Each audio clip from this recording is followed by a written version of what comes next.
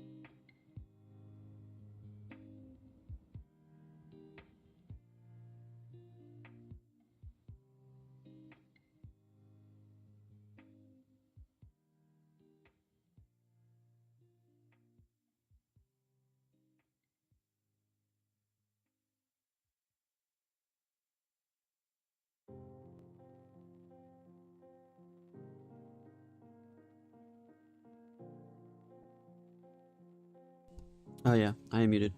Hi. Hi,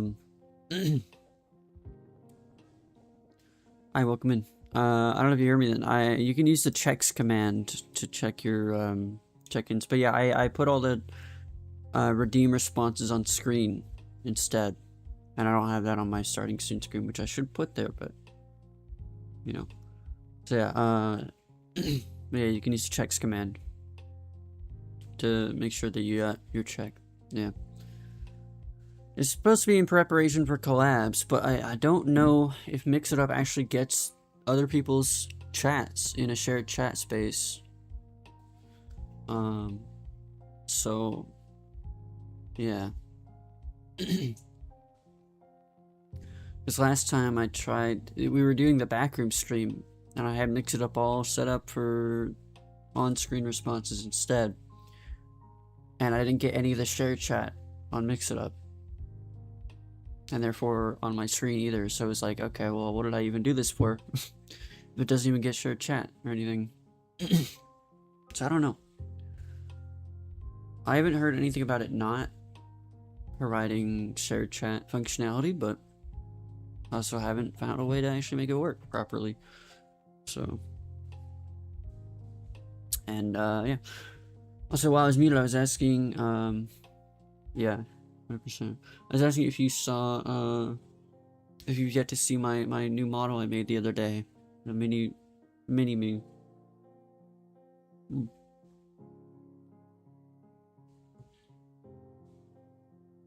I made a young model. Boom. I'm a little guy. Also, you said awesome background. I think I replied to that while I was muted too. I said, yeah, thanks. It's a wallpaper engine background. Yeah. Yes. It's a mini me.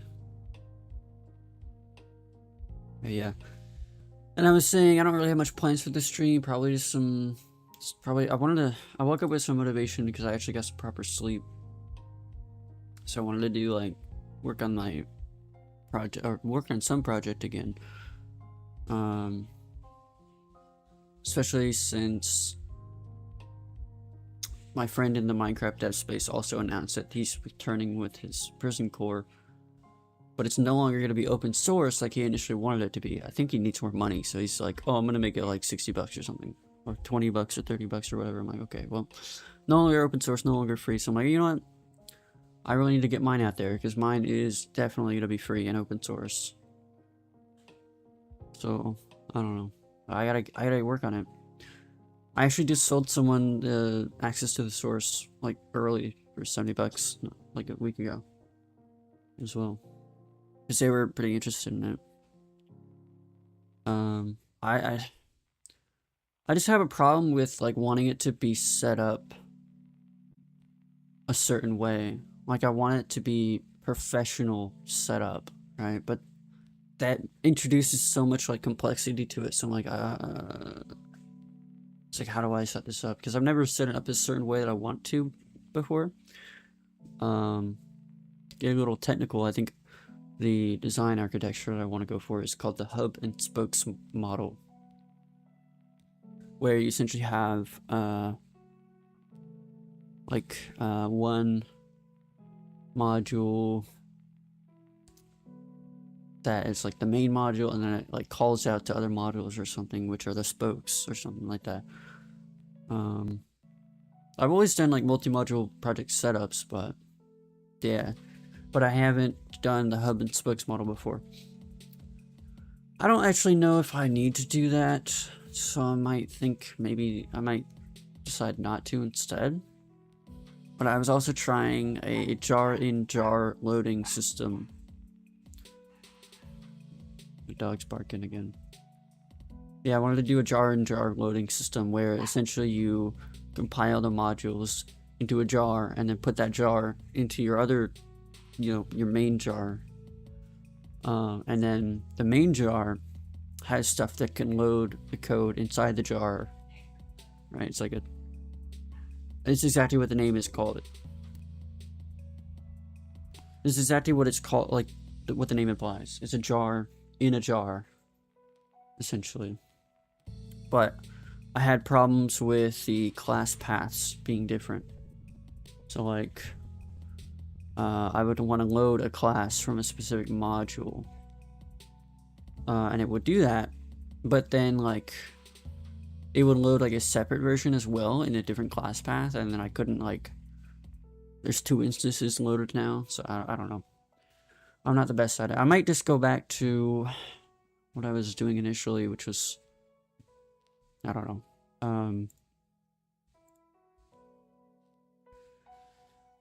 I don't know. It's complicated.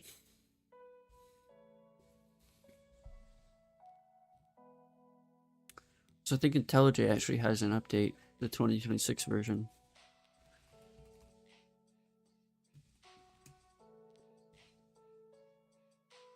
Yeah, I mean, I got it to a pretty good spot at the beginning of the year. I worked on it for like 2 months or so. That's like the only reason why the person was interested in it, and why I was able to sell the early access source code, because it was in a pretty good spot.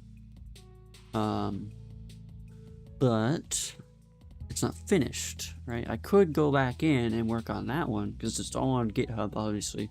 So I could go back in and do that, or start working on that. Which I might just do that because I don't know. I have a problem with like restarting projects a lot, or starting new projects instead. So I don't know. Yeah, now I'm gonna update IntelliJ from 2025 to 2026. Also, I did not send out any of my links. I'm gonna do that.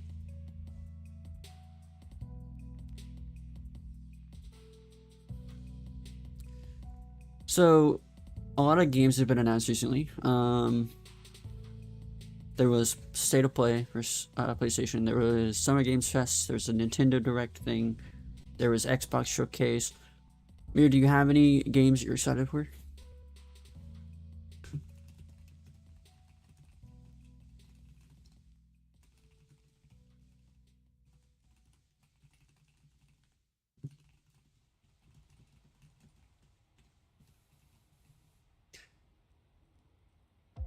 You don't know, actually. Yeah, that makes sense.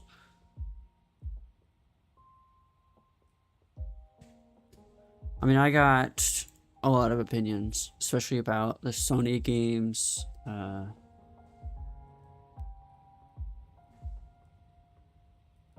Right. Yeah, I haven't watched. Honestly, I haven't watched any of the live streams. I haven't watched any. I didn't watch State of Play. I didn't watch Summer Games Fest. I didn't watch Nintendo Direct or the Xbox Showcase. But I hear a lot of the drama and controversy from YouTube. It's just all over my homepage. And I know Stellar Blade 2. That's the only game I'm really excited for. Just, you obviously you've seen me play Stellar Blade 1 a couple times. It was a good one. Stellar Blade 2 is the only game I can say I'm excited for. Hopefully it doesn't take too long to come out. But obviously there's a lot of controversy around that one. Controversy around the new God of War game. There's controversy around Xbox. Xbox is laying off more studios or shutting down more studios. I'm not sad about them shutting down Compulsion Games. They made South of Midnight. Very wokeified game, kind of. Not really like... I don't know if the game is very wokeified, but like the studio definitely is. Like I've seen...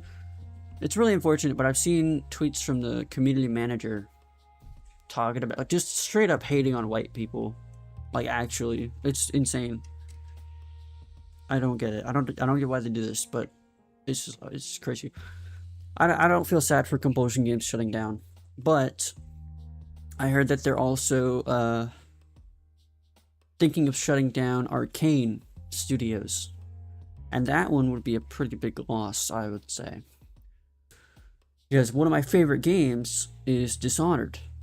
It's a classic for me, and Arcane worked on that with Bethesda. Arcane and Bethesda made Dishonored games. So that would be a loss in my eyes if they shut down Arcane. Although we haven't had much Dishonored recently. Okay, I want to change up the music here.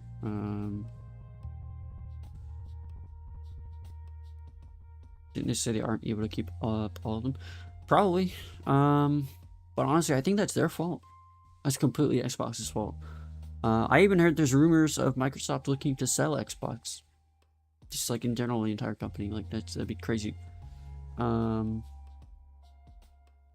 yeah, that would be completely Xbox's fault. While I admit Xbox Game Pass is good for consumers, I think it completely ruined Xbox. Just saying, completely, absolutely ruined it. While it's good that a lot of the Xbox games are coming to PC, that way I could play them because I don't have an up-to-date Xbox. I do think that they kind of ruined themselves with it. Sony admits that as well. They're saying, oh, we're not going to put any more of our games on PC, even after a year of them being released on PlayStation, because they're just like, oh, they're just not making enough money over on PC.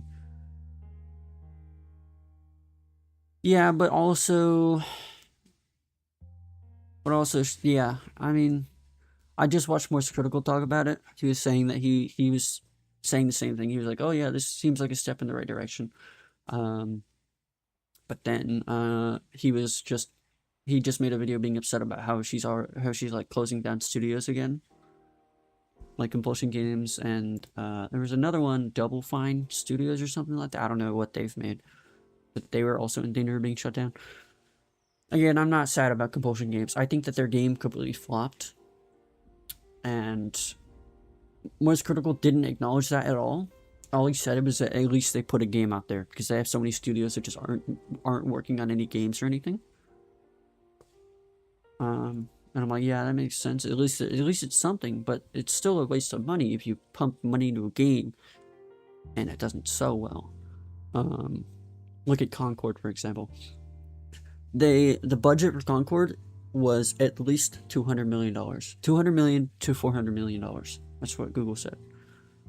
And that game was only online for 11 days. Less than 2 weeks. That's crazy.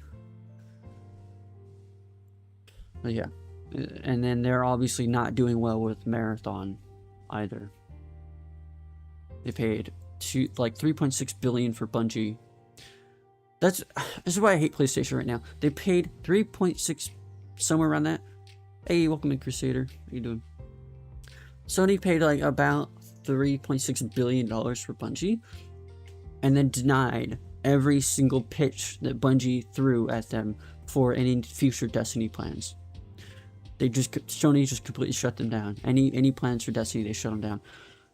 And then they're like, oh, put all these developers that worked on Destiny over on Marathon. And then there was controversy about the Marathon devs or whatever team stealing art from an artist on Twitter. And then they can't deny it because like half the art team follows the person they stole from on Twitter. It's like, okay, well, there you go. And then obviously Arc Raiders came out. Yeah, Destiny 2 is no longer receiving any updates. They got their final updates on June 9th. And there's a patch update. There's like a patch update, but there's no more like actual content coming to Destiny 2. They shut it down basically, but the servers are going to be up for however long. Like Destiny 1 servers are still up today. You can still play that. But yeah, they completely denied any new updates for Destiny 2 or plans for Destiny 3. Sony did. And then they made them all work on Marathon. And the funny thing about this is Marathon's best player counts is still lower than Destiny 2's worst player counts. So why would you buy a studio and then make them abandon their longest running franchise that all of their fans love, and that's what they're there for, and then make them make a whole completely different game in a completely different genre that the Destiny 2 fans obviously just aren't interested in because it's not the same game. Yeah, that's what I'm talking about. It's like, come on, be for real. It's a little ridiculous. That's why I'm mad at them. I'm like, what are these decisions? Yeah, I want to find some music to put on here. I want to listen to some Fun. Did any of you all remember Fun? The band from their most popular song came out in 2012. It was Some Nights and Carry On. Great music. They also had an album before that one in 2009, which I also quite enjoy. I'm gonna play that one for a little bit. Never been looking at band names. Well, here I'll play one of their. I'll play the song that you probably know. Oh, it's not Carry On. It's We Are Young, and Some Nights. Right. This song. Song was played everywhere in 2012, and probably a couple years after. Unfortunately, they never made any music after this together as a group. After their Some Nights album. Yeah. Absolutely. Like, I don't know anyone who hasn't heard it, to be fair. But this is actually from their second album. They still have 17.5 million monthly listeners on Spotify, despite not having made any music as a group since 2012. Oh, actually, no, there's... Oh, never mind. I was going to say there's a 2013 album, but it's actually just live performances.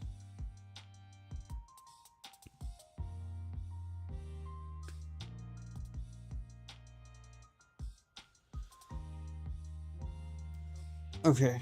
I gotta do Discord link stuff.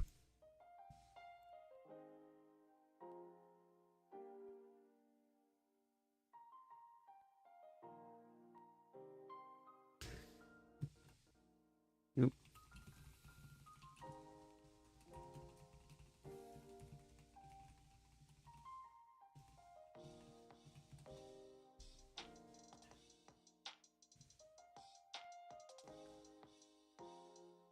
It's a great song. Yeah, I don't know. Destiny 2, it's been in a bad state for a couple years. So I can understand that they're like looking at it and they're like, yeah, this game's kind of dying. But ultimately, it still did better than Marathon ever did so far. Like Marathon's highest player count is still lower than Destiny 2's worst player count. At least on Steam. At least according to Steam charts. So.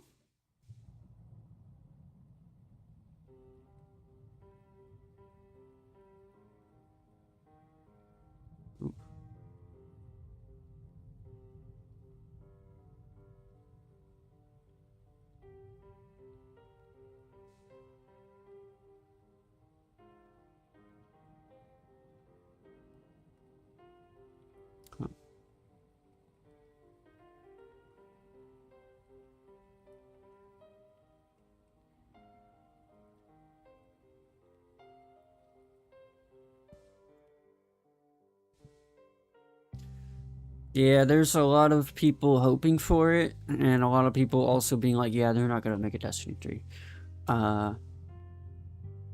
So who knows, really? It's Sony. Oh yeah, there's a lot of rumors going around, like from like pretty credible people that are saying that Sony's actually planning on laying off 50% of Bungie's workforce. So that's they have about 800 developers right now. If they lay off 50%, that's such a 400 developers being laid off. That's the rumor going around. Over the summer, they're planning on laying off 50% of them. So that's another reason we're like, yeah, they're not gonna make Destiny 3.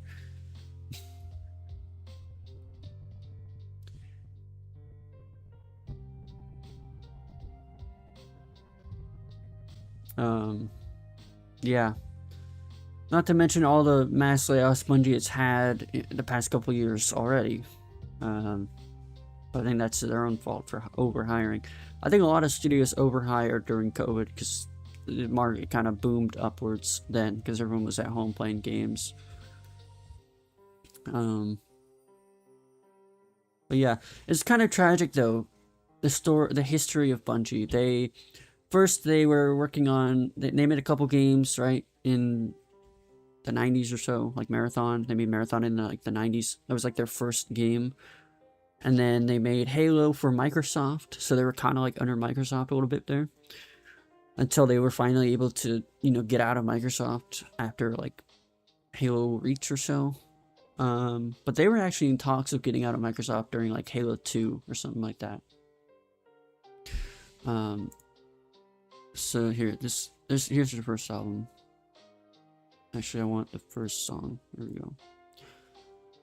Yeah, and then they finally split from Microsoft to work on Destiny. But they made Destiny with Activision. And Activision is actually the only reason why they made a Destiny 2 and ended Destiny 1. Right? So a couple of years into Destiny 2, they finally split from Activision. And then a couple of years after they split from Activision and go free to play and all that, they get bought by Sony. So it's like now they're under another company. It's like, what? Hello? It's like, what was the point of splitting from Activision if you're just gonna go into someone else's? It's dumb. Yeah, there's so many mistakes made, honestly. But yeah, Destiny 2, their Lightfall DLC didn't do too well. Final Shape sold really well, but still below expectations apparently. But it was a good DLC. And then every DLC after Final Shape was bad and sold terribly.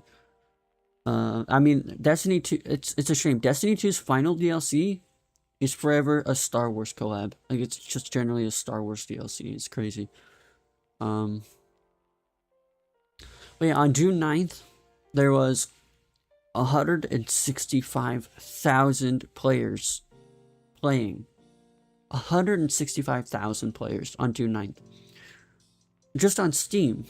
We don't know the Xbox or PlayStation numbers, but it's obvious people are in support of the game.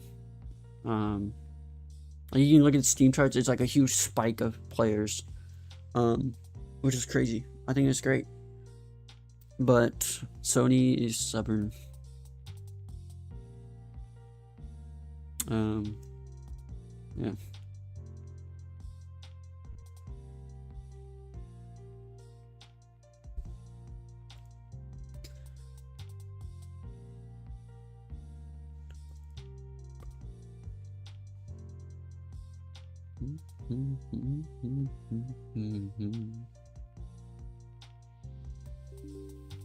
Okay.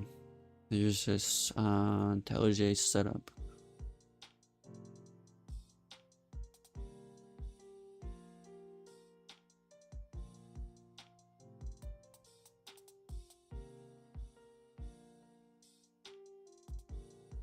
Yeah, I do have a couple people I can play with for Destiny 2 still. But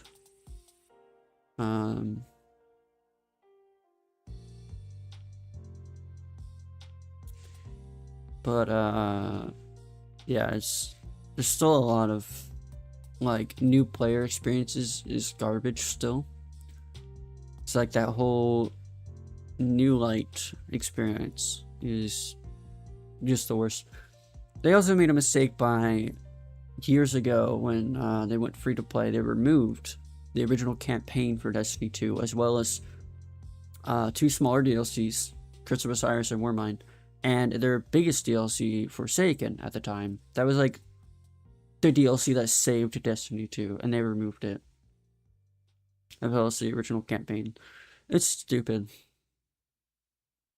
I've talked about it before, but still, it's like, why are you doing this? Why are you the way that you are? Yeah. Besides all that drama, I don't even know how we got into this. Yeah, but I was asking Mir if there's any games you're excited for from all the recent showcases. For me, probably only Stardew Valley 2. It's really the only game I'm excited for from all those trailers and stuff. Oh yeah, also it was revealed, or not, I don't know if it's like proven or not, but like there was an article saying, or it could just be a rumor, I don't know the credibility, but they were saying that Xbox was purposely telling their studios to reduce the looks of women characters in their games. And I believe it. I fully believe Microsoft or Xbox is telling their game studios to do that. And I bet you Sony's doing the same thing with their game studios.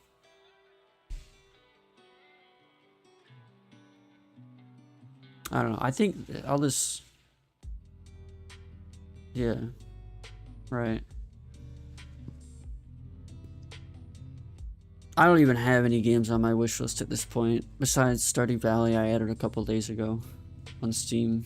It's only $15, but I'm not sure I want to buy it yet. Not quite yet.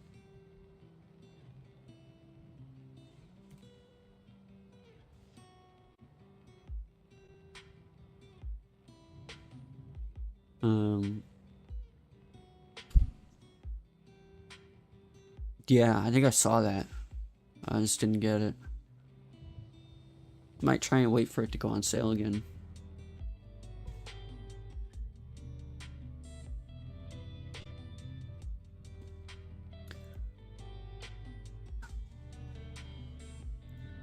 But it's only $15 regardless. Like I think that's worth it. Like that game is definitely worth $15 at the least. Yeah, I'll still probably wait a little while. I don't know.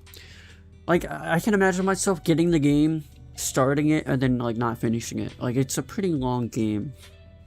It's like I don't know.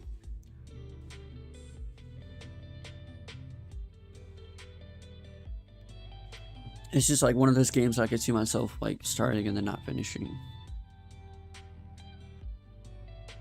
Silksong DLC. I heard about that. I still find it really hilarious how Silksong was like revealed in the Nintendo Direct. They were like showing all the games, and then it was like 2 seconds of Silksong, and then switched to another game. I'm like, oh. I have not actually finished Hollow Knight. Yeah, I haven't finished Hollow Knight, so I don't know if I would play Silksong. it was interesting. My friend got me Hollow Knight, I think, and then I played it. I like streamed it to her over Discord, but I didn't get very far. And then I restarted to stream it on YouTube and Twitch a while ago now, and then I just haven't continued it. I did probably like 2 streams of it. And now if I wanted to stream it again, I might just restart it again because it's been so long again. I didn't actually check when it was, because all my VODs are still up on YouTube, obviously.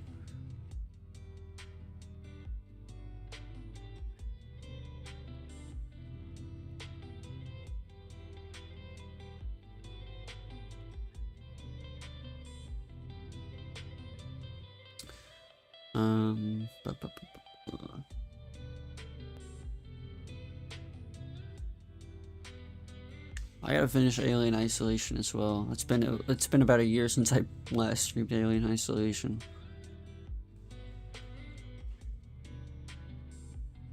I did 1 No Man's Sky stream.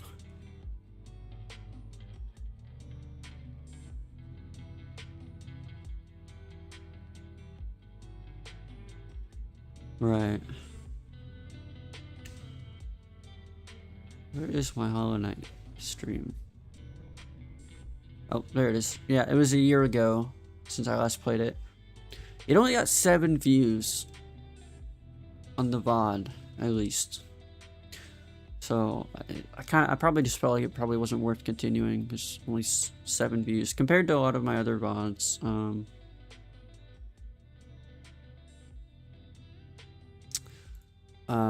Like I've had coding streams that have got up to like 100 views at least or so, and then I don't know. Back then, it was like my game streams weren't doing too well.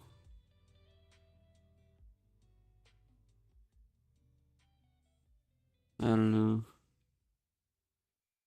I feel like all my YouTube streams recently haven't been doing well. I think people don't like my Subnautica 2 streams, my Repo streams, my morning streams. I'm definitely finding more interactivity on Twitch than YouTube recently, that's for sure. I think my coding streams did better than my gaming streams overall on YouTube, but I feel like my coding streams aren't good enough or something like that. Because I don't ever like I don't know. I'm just it's weird. It's hard to explain.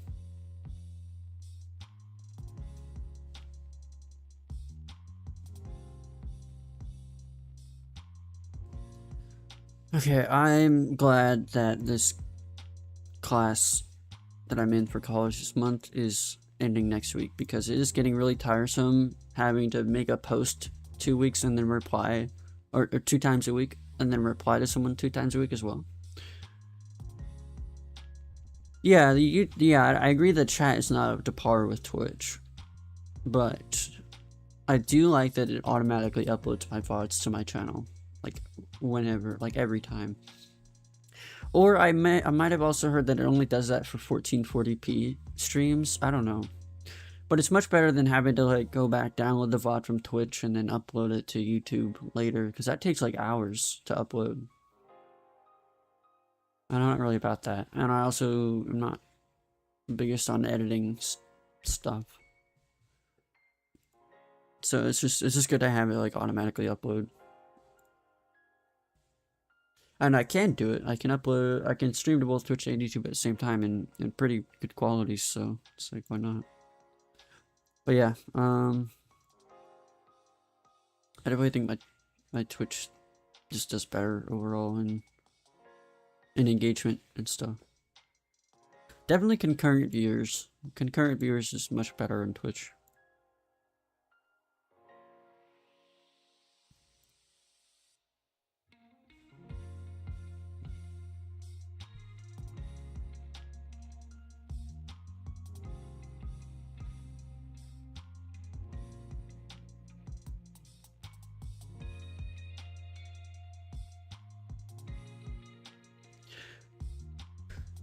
Oh man, okay. Let's see. Yeah, I'm getting tired of having to reply to people's posts and making discussion posts.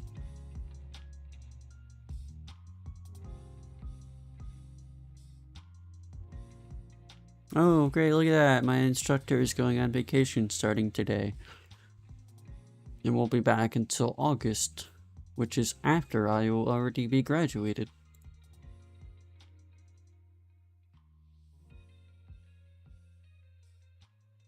So now we have a different person grading our stuff. Gotta love instructors.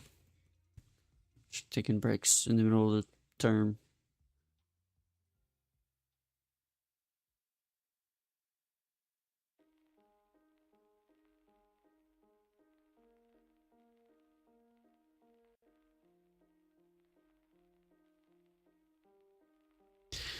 I got so much stuff I want to do. Like, obviously, this plugin I was just talking about earlier would be nice to work on and continue and finish.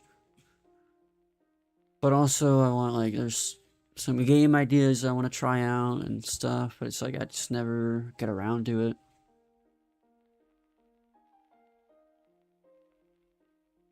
I gotta do Deltarune stream today as well.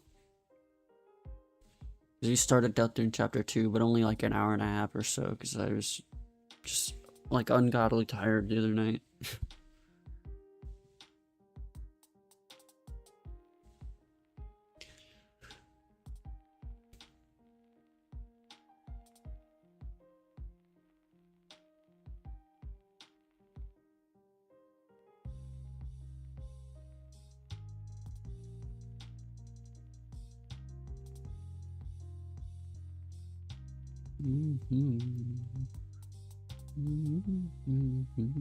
Have you never played it before?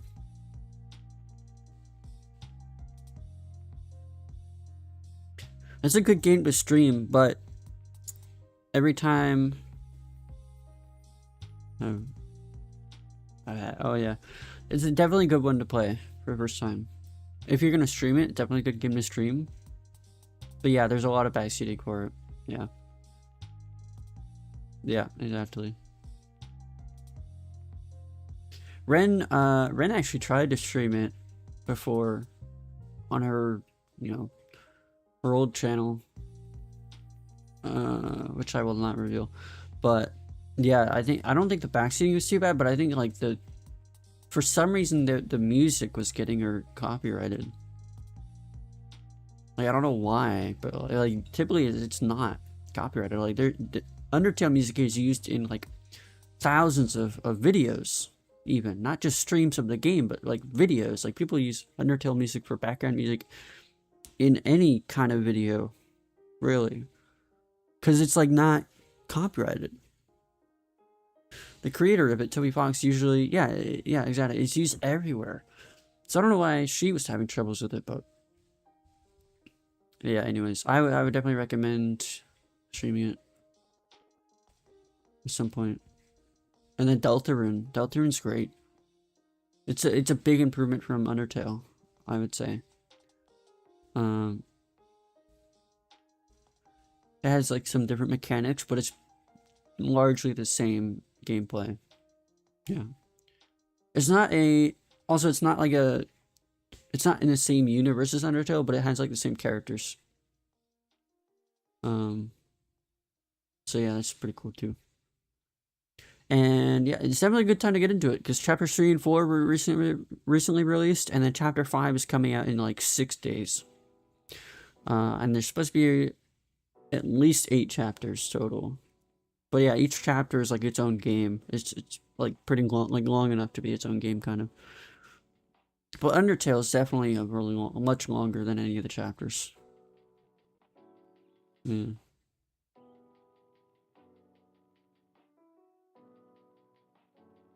But yeah, the music, it's also good in Deltarune.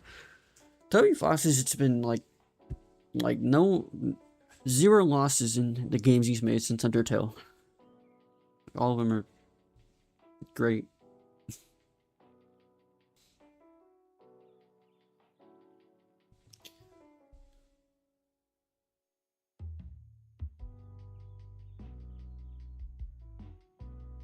Okay, this person...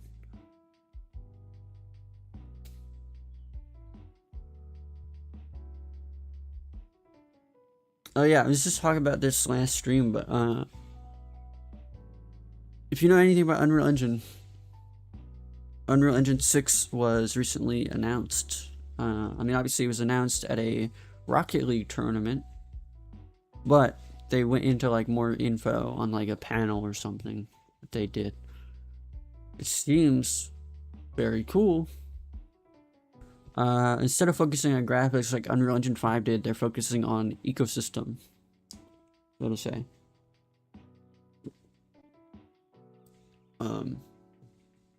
And apparently,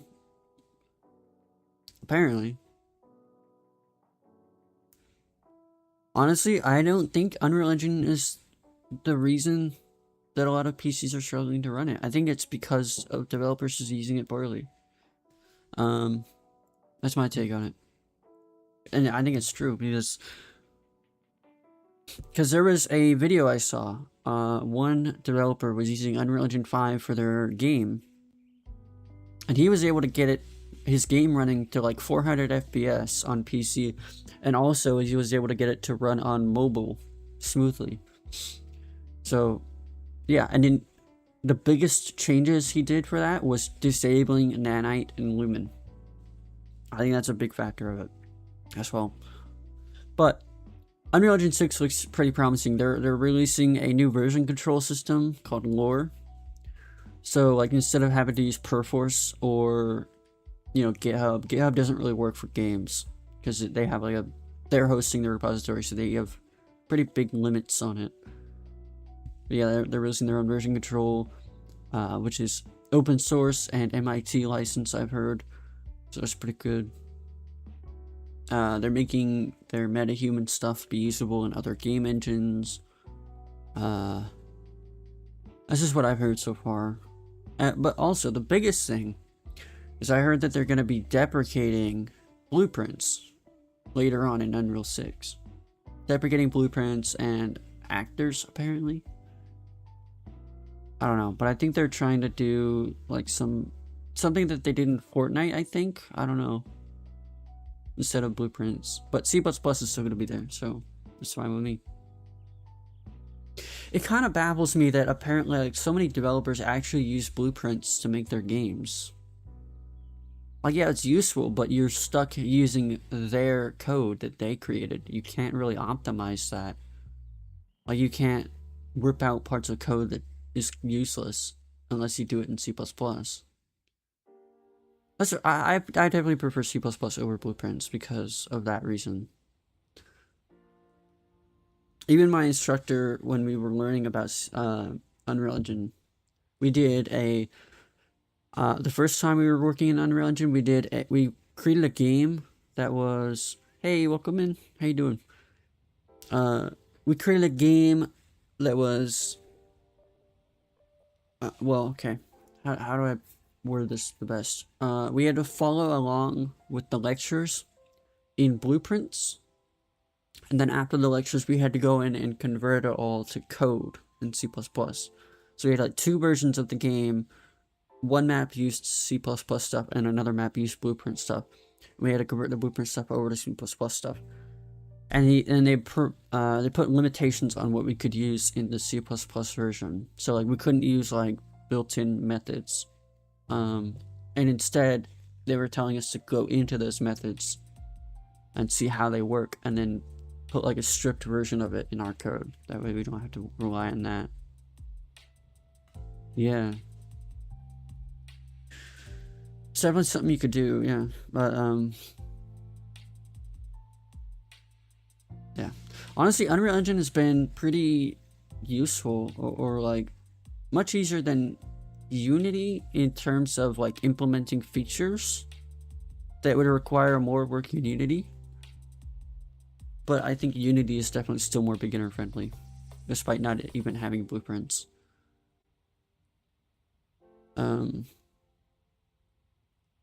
Yeah, I think that's my take on it. And then apparently Godot is getting good at 3D. I thought it was more 2D stuff.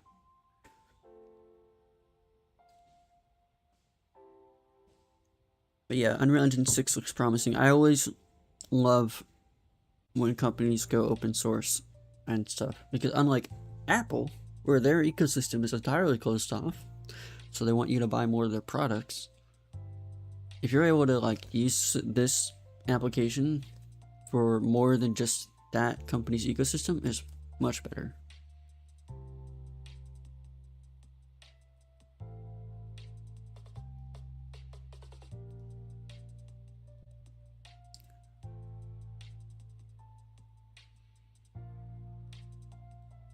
Yeah, that's I don't know. I prefer, yeah, I just prefer open source stuff because of that reason.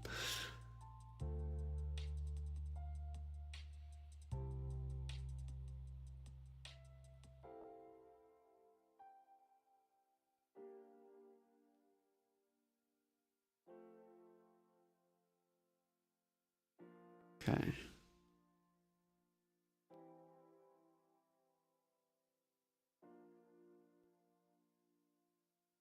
Yeah, I've also experienced coding an engine in C++ for my voxel game. Not like an engine with an interface, but like just backend stuff. Pretty much. That was fun.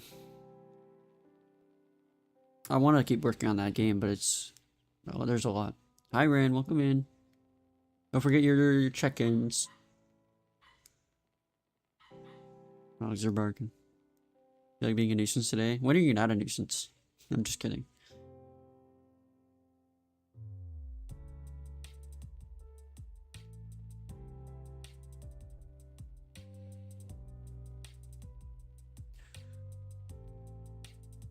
Boy, hi.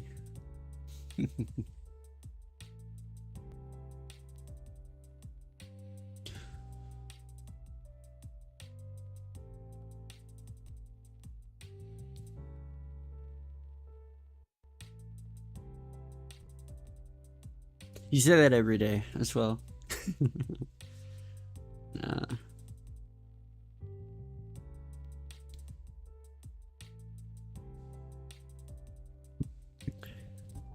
Ran, I know you saw my reply to your voice tweet, like that thing. I also did one of those. If you're curious, or if you wanted to share your thoughts on that. Nah, but nobody's really replied to it yet, so I'm like, okay, well, I don't know what people think, I guess. But then there was that the innocent thing. I don't know how I got 0% guilty on both pictures I tried, but I'm just an innocent being. Yeah, I figured you would say something mean. Always mean to me.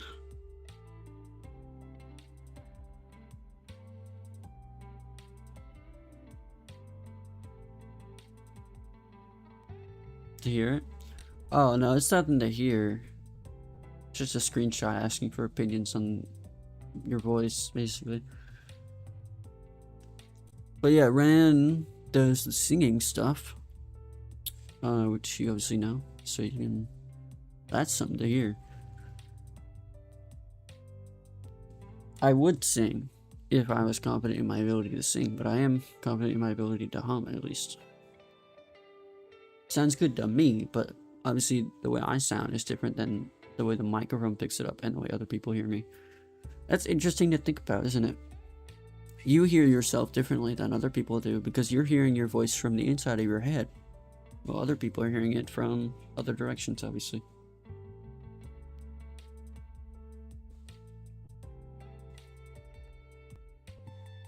Oh yeah, yeah, I think that was a suggestion. I think I saw the same thing.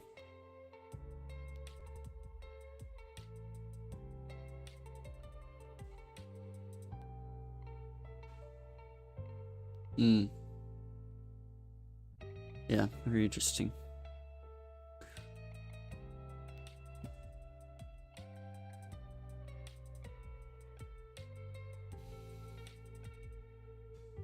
Don't forget, Ren, I know who you are. I could judge you.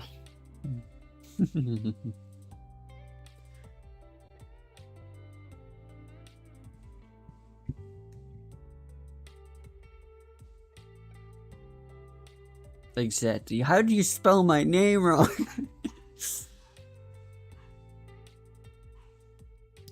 Ren, what did you Ren, you spelled sound wrong too on the reply to my Ren replied, I assume she meant to say you sound like a twink, but instead she said you should like a twink. Good job. Good job. I applaud you.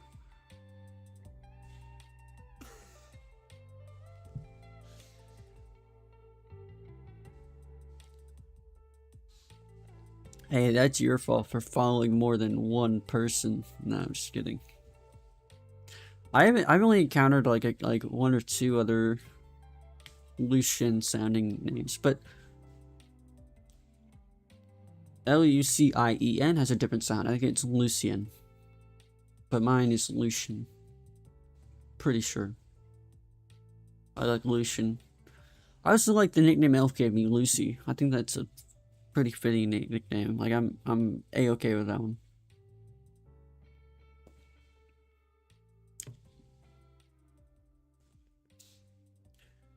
Nerd. I actually woke up at like 6:30. Even though I was up until like 2:30 a.m., but I feel refreshed, so I'm good with it.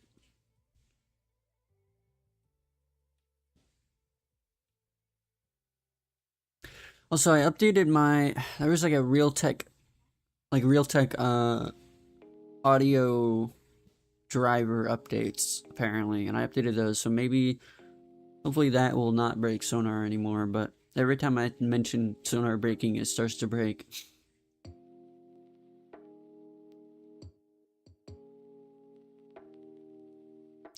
That's pretty funny, yeah.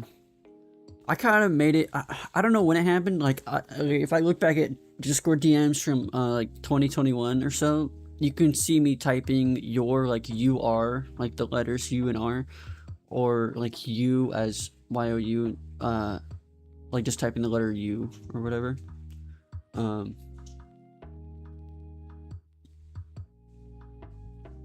But at some point in my life, I made it a point to type a full word of everything rather than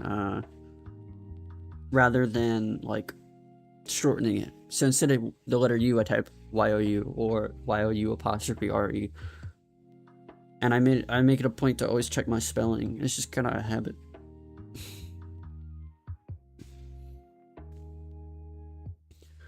Yeah.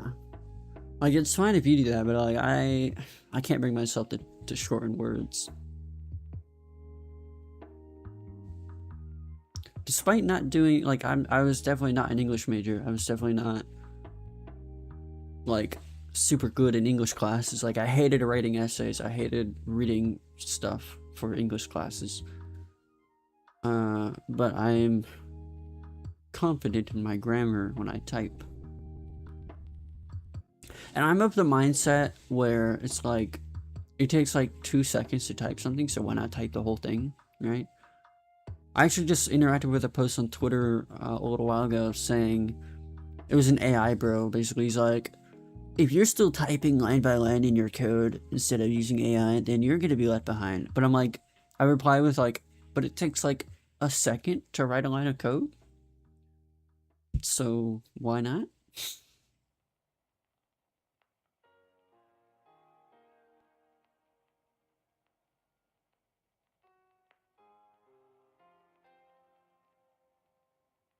I say your name exactly how Ren does, Mir, because she said it and you seemed okay with it, and that's what I'm copying now.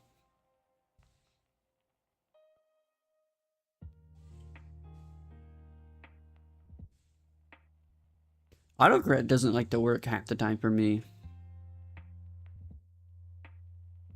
Like, even if it's on, it doesn't do anything.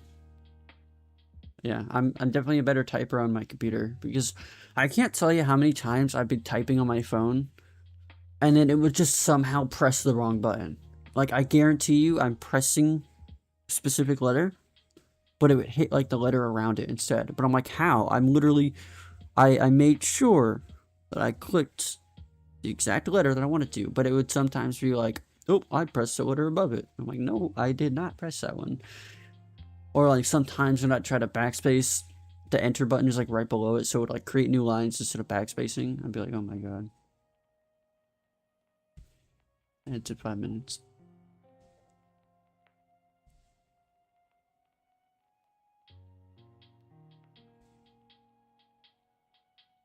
Yeah, I don't have problems with that. Are you talking about mobile or PC? Because I don't have any problems with my PC keyboard doing that. But I've also got really good at PC shortcuts. So I could do like Control A and backspace to erase the whole message, or like Control backspace to delete a word, or like Control arrow keys to navigate words at a time instead of letters at a time, or use home and end keys to go to the start or end of a message or a line of code. I got really good at those. So it's just like navigating is faster too.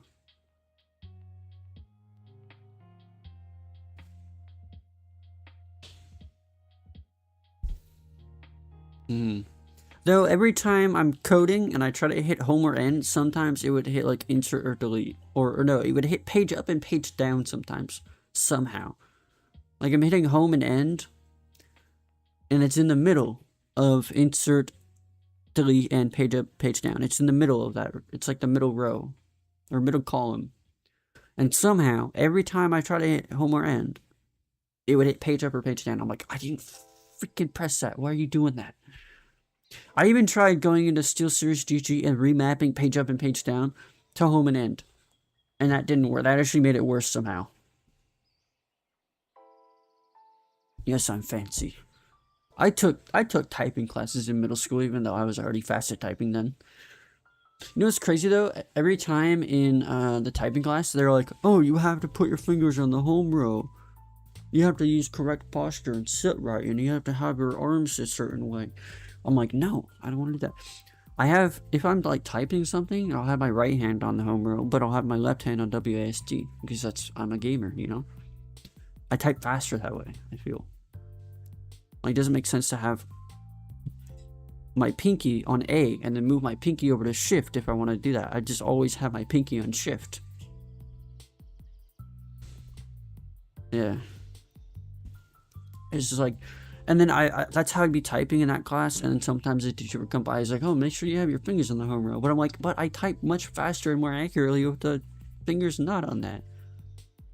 Yeah.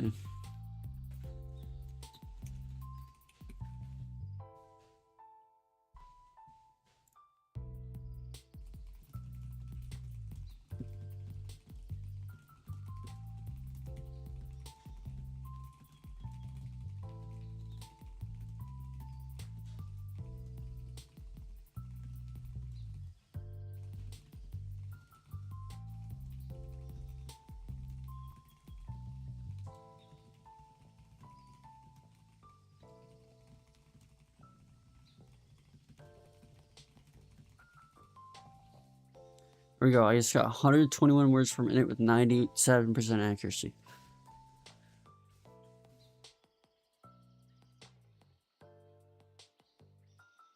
Yeah. No, it's F and J. They have the little notches on the on those keys, F and J, where your index finger is supposed to go.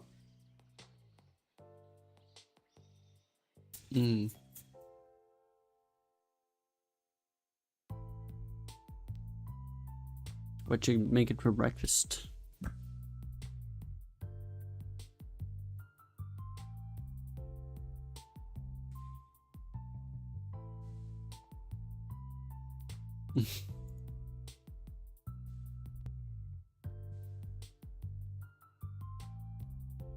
And everything bagel.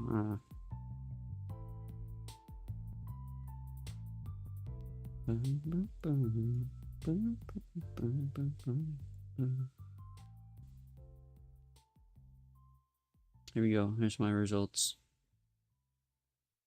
Hold on, I gotta fucking.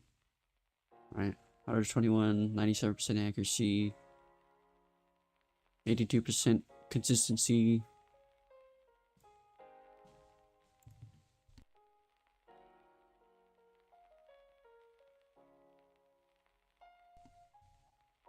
I kind of locked in for that too. What I do for typing tests is I read further on in. Like I read ahead.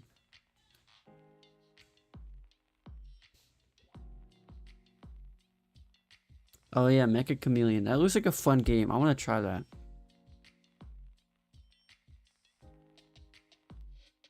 Also, it looks like we gained 2 followers this stream, but I didn't get any activity feed or anything about that. So that's interesting. Whoever followed, thank you. I really appreciate it.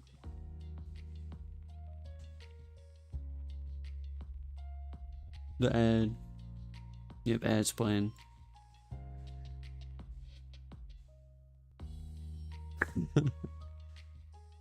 Stuff next month.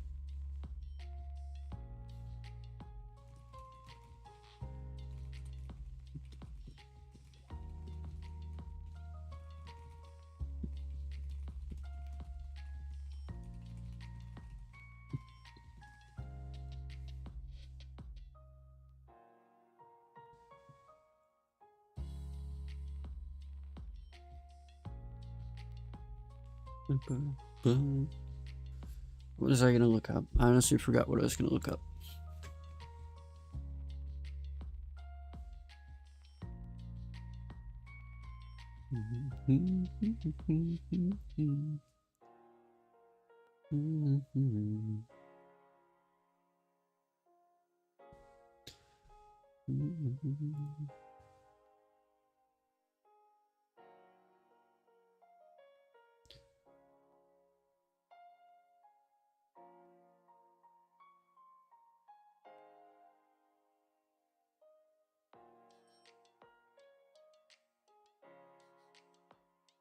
It's all gonna be in Spanish, but they don't know Spanish. That's crazy.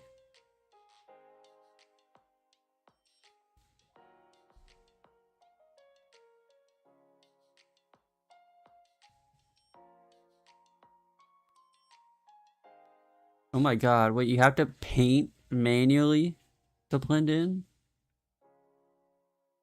Bro, I'm gonna be so bad at that. What do you mean?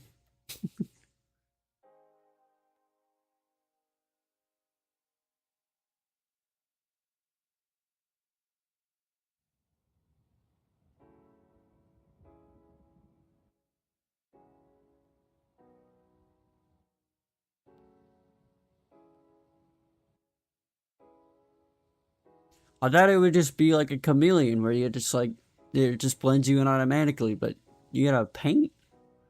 Bro, that ain't gonna work for me. That's gonna be so bad.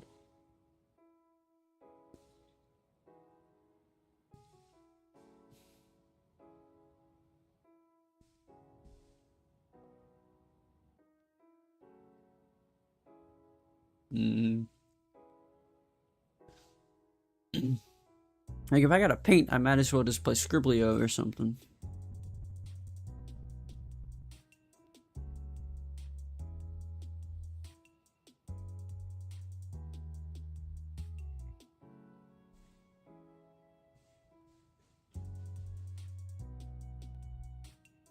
I could do that too, but I don't think it's gonna help much.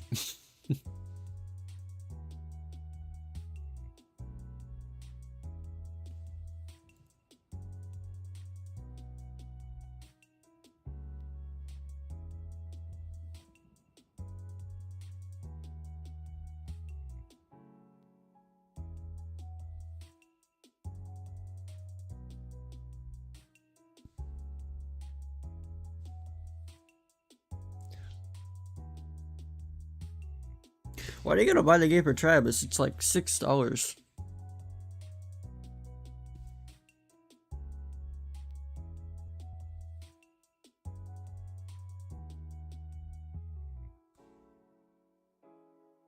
Okay. How does he live? Okay. I mean, that's at least it's cheap. $3 for you. Crazy. Yeah, I would get Mecha Chameleon, but I don't think I don't really like the idea of having to paint to blend in. Like I would literally just freaking do like an all one color background to hide against or something.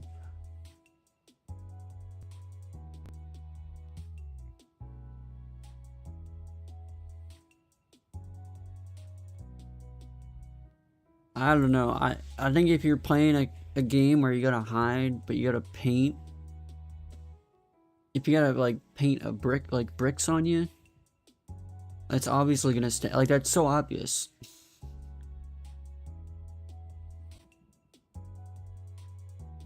And there ain't no way I'm gonna be turning myself into a fruit bowl with drawing controls. Maybe. I gotta do Deltarune. I might be doing that. Or I did want to stream that earlier at least.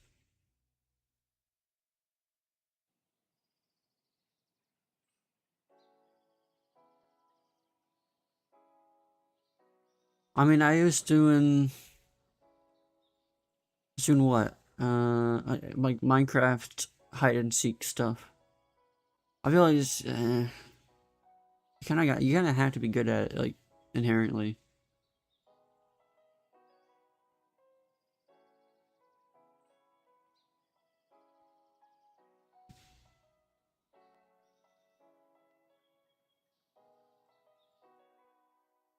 Right, I've been saying I want to do an SMP for VTubers, but I've only got like 2 other people interested, Leica and I think it was Bona. I think it was Bona that replied to that tweet.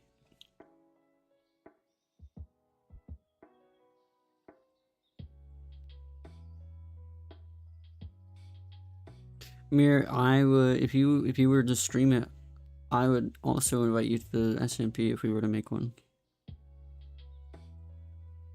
The more the merrier when it comes to that stuff. But that's also why it's hard to set up.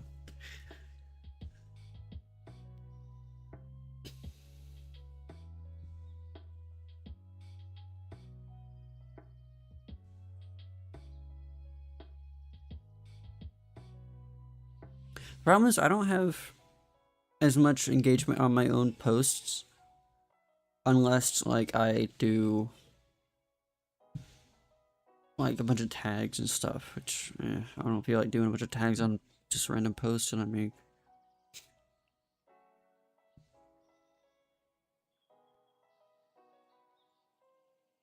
But even then, on the SMP idea, I did do tags, and like nobody was like, like nobody was interested or something. I don't know. I'm not trying to complain or nothing, but it's like it just doesn't seem realistic to set up an SMP unless we just get people from not Twitter. Well, yeah, it's because you purposely rage baited engagement. Didn't you say in the tweet that you're engagement baiting?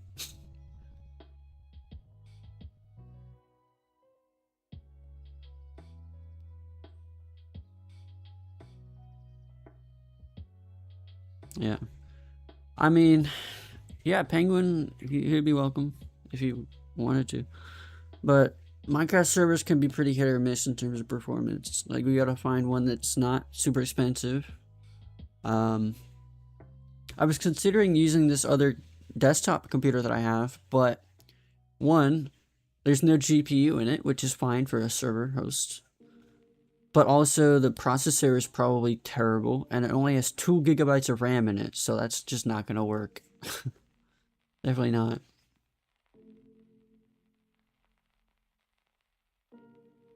And I also don't want to find random people that aren't VTubers and are restreaming as well.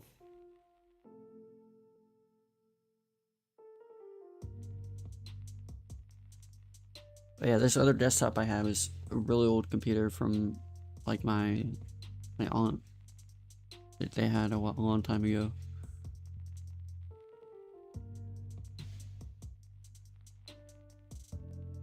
Yeah, but who knows how long that'll take, to be fair. But yeah, servers can get pretty costly, especially because it's a monthly payment for the most part, unless you do like 6 months payment or something. But then, you know, I mean, yeah, I am too. Okay, well, you're crazy for that. I definitely don't have ideas for that far ahead. I don't really plan ahead at all ever. I just been winging it.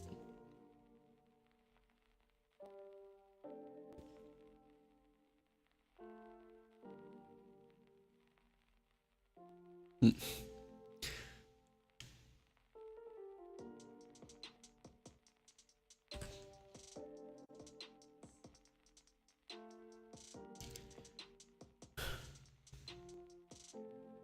you know how Markiplier made a movie and it did really well? But then you know how Jacksepticeye is now making a Bloodborne movie? And we assume that it'll be good because he's working on it. But like, you know who else is involved in that? Sony. So that's kind of a bummer having Sony working on it as well. Like, cause I guess, you know, that is their IP, to be fair. It depends. I guess it would depend on how much creative control they actually give them.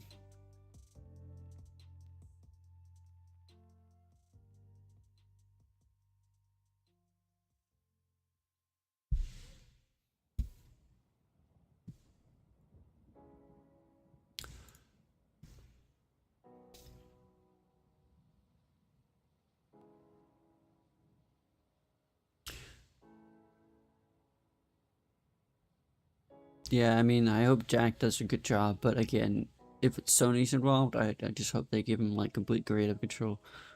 Because he's a fan of the games. He's a big fan of the games, I know that. But if Sony's like controlling everything, I can only imagine how bad it'll flop. Considering how bad all their games have flopped recently. How terribly they've handled Bungie and all the other games.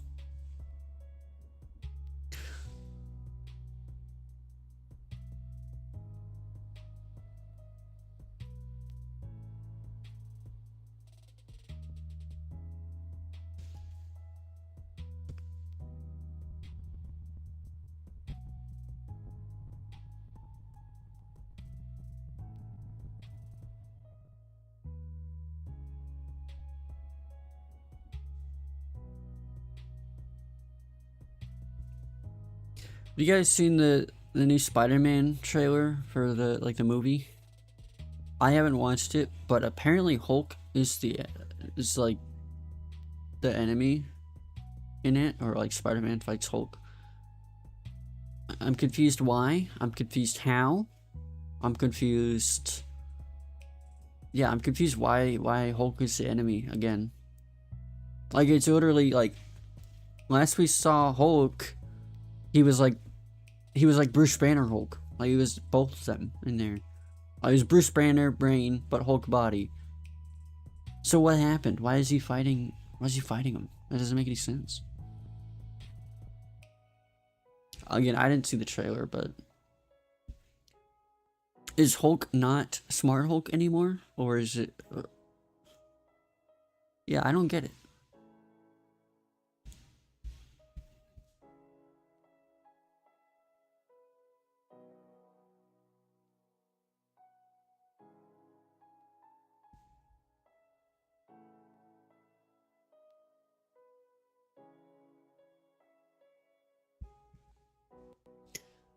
Yeah, that would explain why he's fighting him, but that doesn't explain why he's... Like, why? What?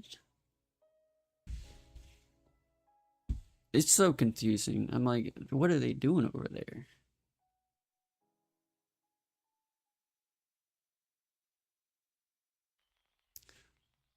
I feel like Hulk just doesn't make much sense. I feel like if they wanted to make another Spider-Man movie, they should lean into the Spider-Verse stuff. Bring that stuff into live action. Ooh, look at me, I'm kind of pixelated. Kind of pixel art. Spider-Pure, oh wow.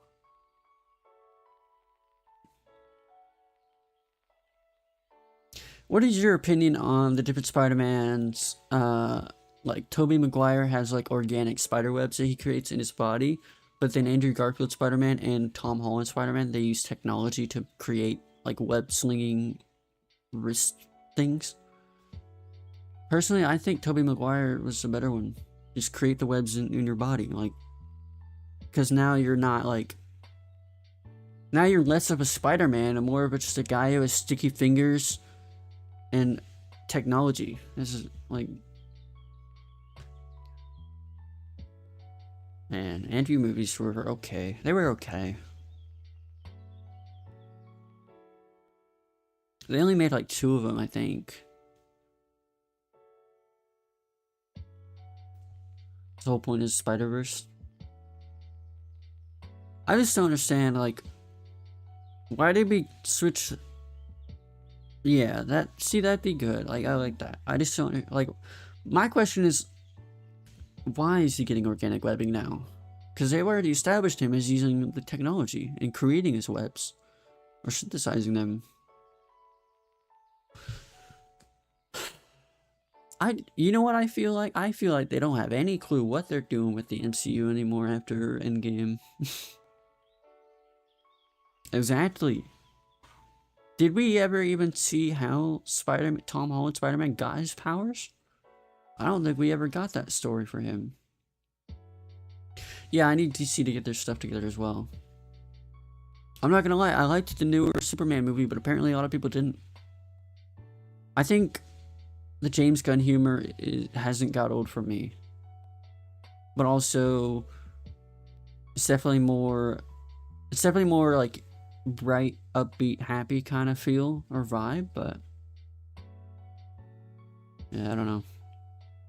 I don't know about. I can't say Andrew Garfield was my favorite Spider-Man. I think Tobey Maguire will always be my favorite. His movies are just classics. Yeah, I like all of DC too. Ren, have you gotten deep into the DC stuff about like the Batman Who Laughs? That is one of my most interesting characters from DC. The Batman Who Laughs.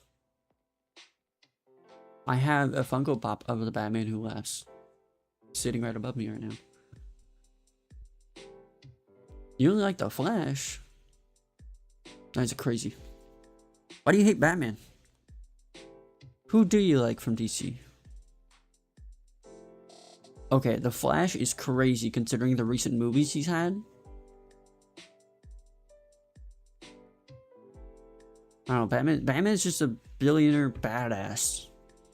He hasn't got superpowers or nothing. He's like, he's smart. He's super smart. He's a genius. He's more serious than Tony Stark. Yeah, the CW show. I love the CW show. As far as I watched it, I haven't seen like the final end seasons or whatever. I heard that they got really bad near the end. But my favorite CW show has to be the Arrow. Arrow started it, and it was like one of the first shows to end as well. Smallville's great as well, yeah. No, Batman is not worth. Batman and Iron Man, they're both rich billionaires and geniuses, but they're two different characters entirely. So it's not very fair to compare them beyond that. Because Tony Stark is quick and witty and sarcastic, but Batman is serious. He's more of a detective. Like he's the detective. I don't know, if you, obviously Batman vs Superman is not anything really to go off of, but like every time they've had like a battle between Batman and Superman, it is not just a one-off like Superman wins. Like not at all. Like Batman has backup plans for his backup plans. He's a smart man. He thinks everything through. Also, the whole Bat family is awesome as well. Nobody else has like. Batman is like iconic DC. Superman is as well, but like not as much for me. I love Superman, but I also love Batman. I don't think so. I think Ghost Rider is.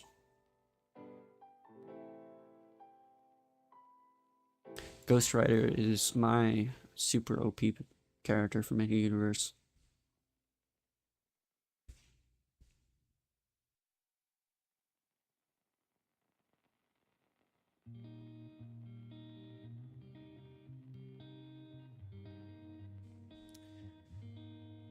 Yeah, but that's an anime character, and like they don't make her OP in the show, right? Otherwise, you wouldn't really have a show. I get that. I get she, whatever. That's not my favorite. That's not my pick though. I would still pick Ghost Rider, 100%.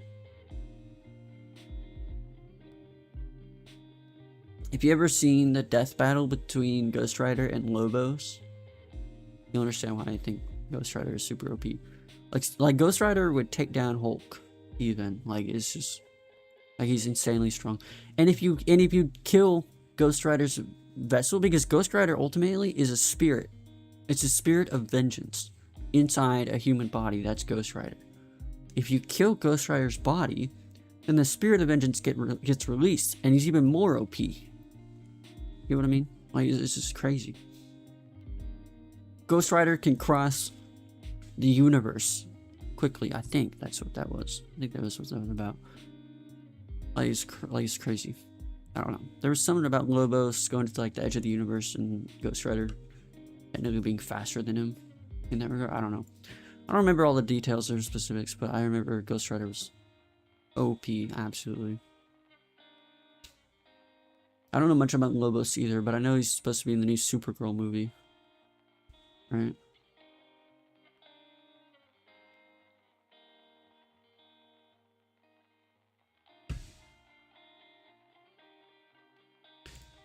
Y'all ever watch the, I think there's a death battle between Thanos and, Darkseid? Darkseid definitely won. Because, realistically, the Infinity Stones only work in the universe that they're from.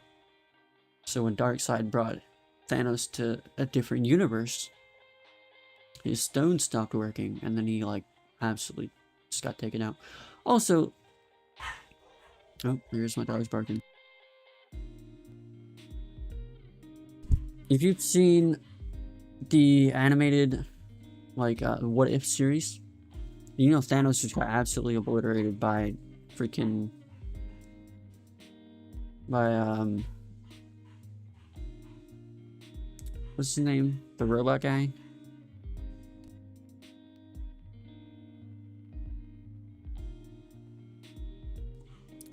I forget his name. It was, Ultron. He got obliterated by Ultron, like, instantly. Like, he popped up behind Ultron, and Ultron's like, oh, look at those stones. And then it just laser beamed him, and he's dead. It's like, hello?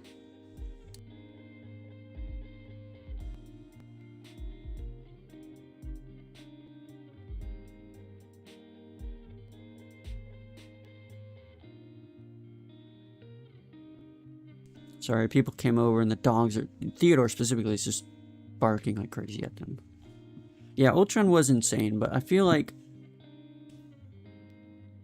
he was only insane because the Avengers failed to stop him, and then somehow he like Thanos had Infinity Stones when he got killed by him.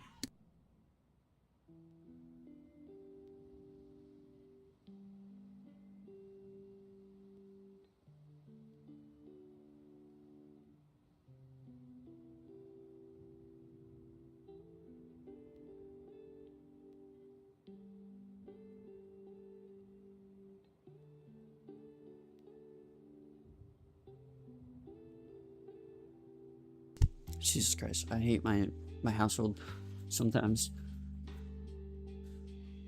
Jameson's grandma came over to pick him up today and take him to like the beach or the pool or something. And then obviously Theodore's freaking yapper. Sitting there yapping at them, and then mom screamed at the dog because she's like, shut up. Crazy. But yeah, Ultron, I just don't understand how Thanos could have lost that easily. Like how stupid was he in What If there, in that one episode? Bro just like popped up behind Ultron and just let Ultron laser him. Like there was time between him showing up and Ultron lasering him that he could have like taken to prepare or like avoid that entirely. And he had Infinity Stones. Why did he just let him like, why did he die so easily? Why did he let that happen?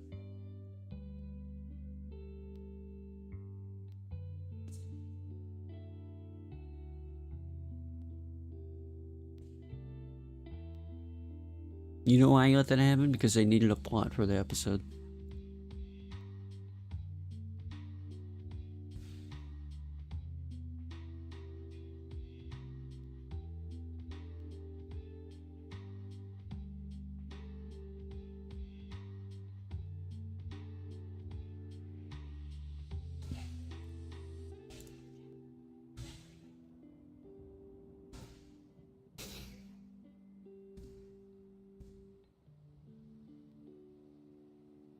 Okay, I'm gonna be right back for like a minute or two.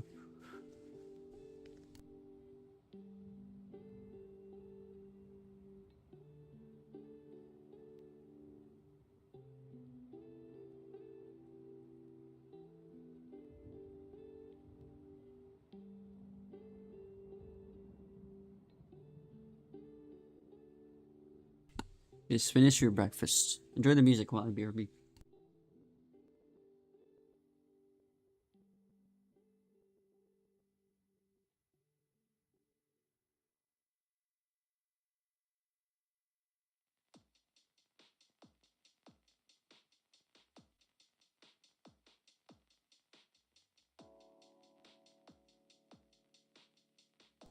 Welcome in, Fox. Welcome in, Boyman. As I said, I'll be back in like a minute or so. But thanks for lurking.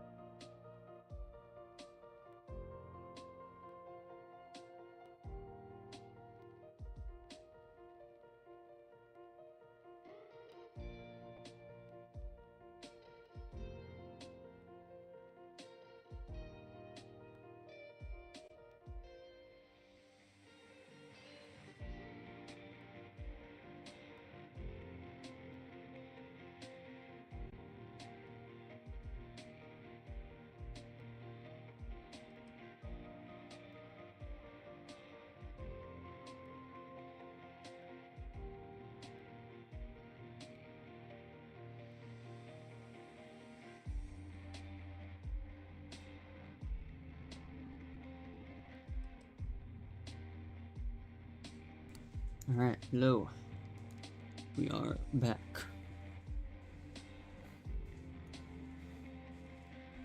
Damn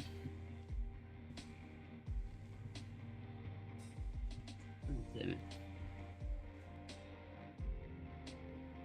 Alright. How we doing? Nice check-in, Redeem. How's everyone doing? Why did I move my mic? There we go.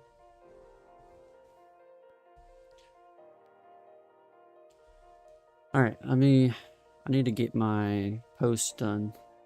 Stupid reply post. I hate this so much.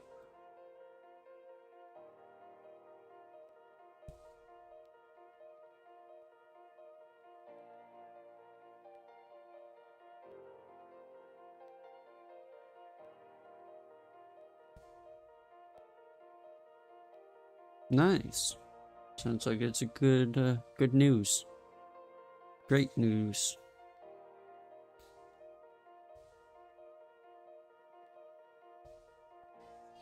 Nope.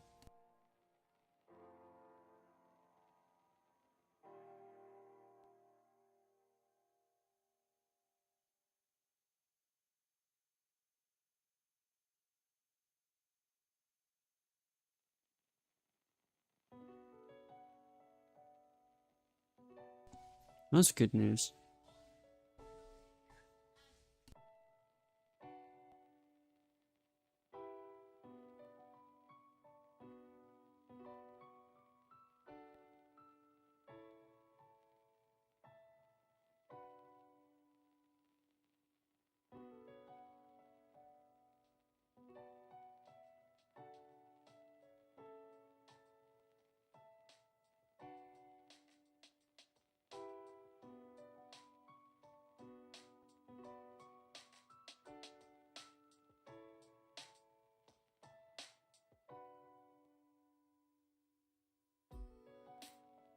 I'm just muting because everyone's yelling. Of course, never a peaceful moment in here.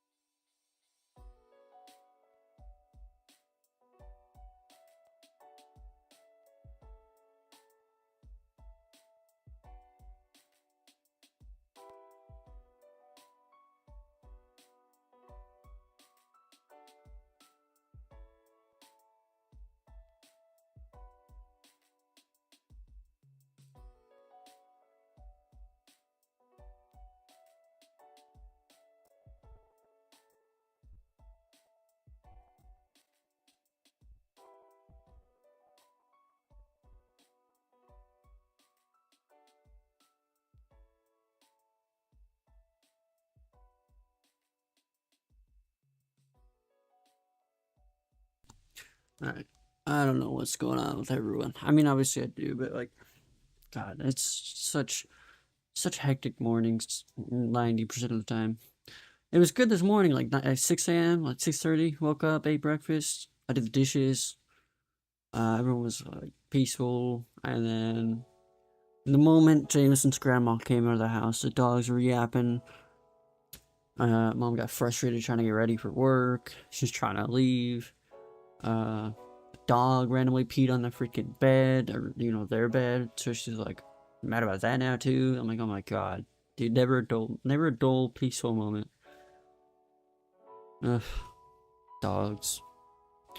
Ticket's so well behaved, and then Theodore is just like, "Oh, I'm gonna pee in the house. I think I'm gonna pee in the house." Like, hello? Stupid. Um.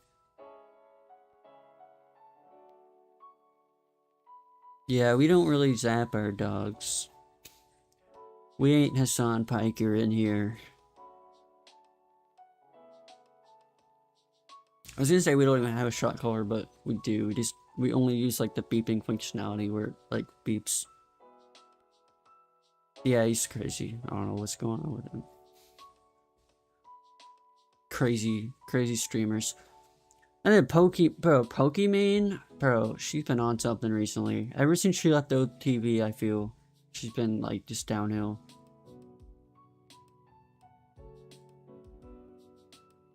If you're a broke boy, just say so. Pokimane. Yeah, Pokimane has been on a downhill, especially lately.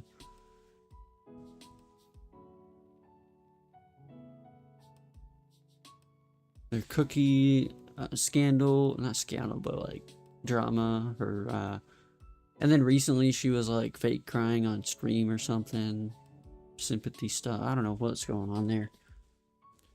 It's just so weird. Like I don't know, she's hypocritical or something. Like always spouting like eat the rich or whatever, but then like she's literally saying that stuff while streaming with like a bunch of expensive handbags and shoes behind her. Hey Loom, welcome in, Loomy. How you doing? Good to see you.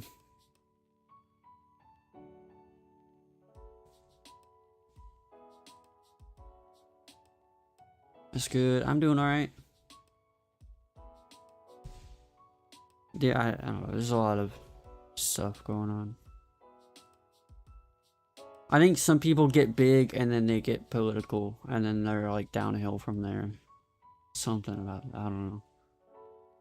I think it's just better to keep politics out of stuff, but I can't help myself when I talk about games. What's happening in the gaming sphere. Can't help myself there. It's because they keep putting it in there, so I gotta keep talking about it. Because I'm a gamer, I got strong opinions on games. Lumi, I hope your stream goes well today. I think you're streaming today, right? I hope your internet is much better.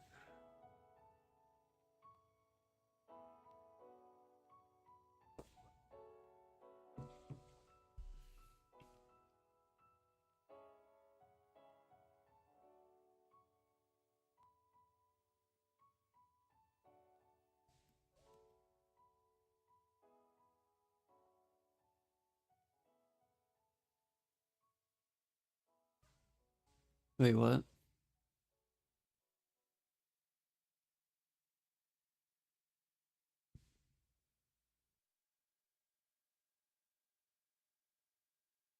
That's crazy.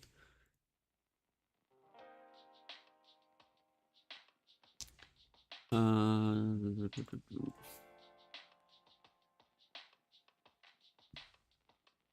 gotta take a screenshot here.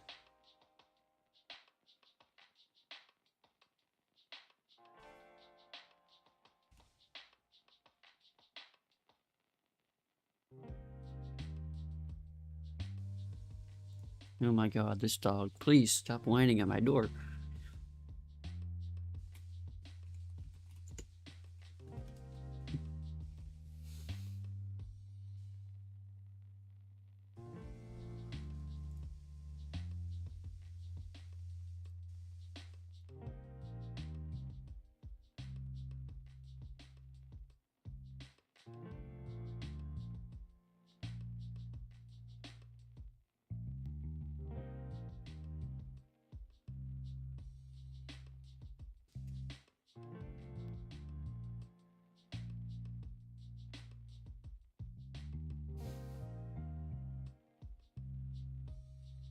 Yeah, I mean, oh my god. Alright, I gotta go this damn dog and he's, oh, let me whine at the door.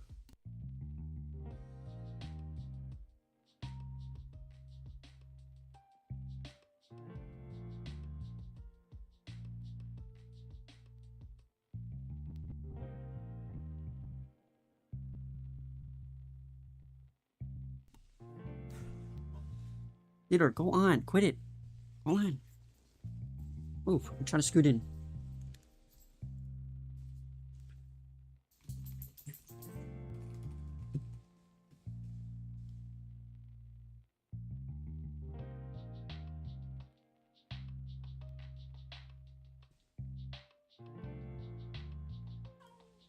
Theodore. I just think that I think it's Sony and Microsoft or Xbox.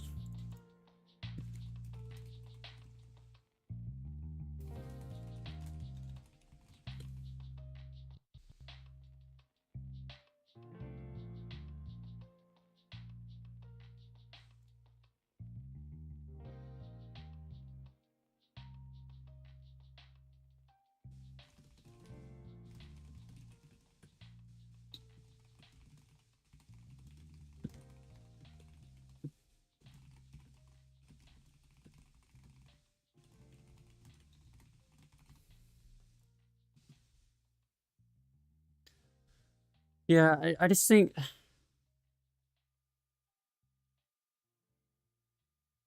I mean I saw an article where it was talking about how Xbox was like telling their game studios to purposely, I'll say, reduce the quality, the visual quality of the female characters. Uh, and while I admit not perfect looking women aren't, it's not like there's not a problem with that, but the problem comes when they're purposely doing it for some sort of message. And that's what I have a problem with. That's what everyone has a problem with. That's the problem. And also gamers don't really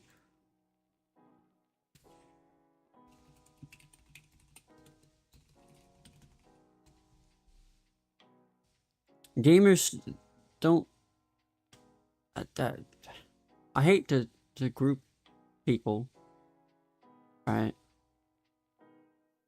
I hate to group gamers into one thing. Because obviously not everyone thinks the same. But a majority, a majority don't prefer what they're doing. That's all I'm saying. That's all I'm saying.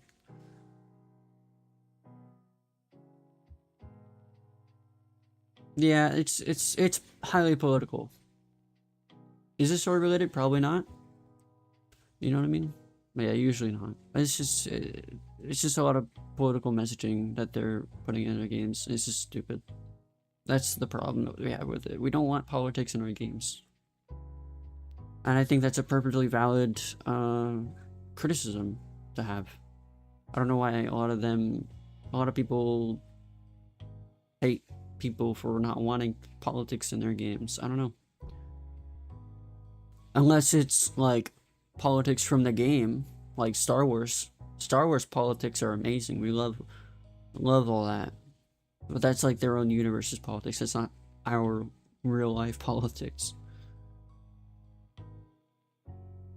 I don't know. Me personally, I won't be playing God of War because I don't think they're bringing that one to PC anyways. And I don't have a PlayStation.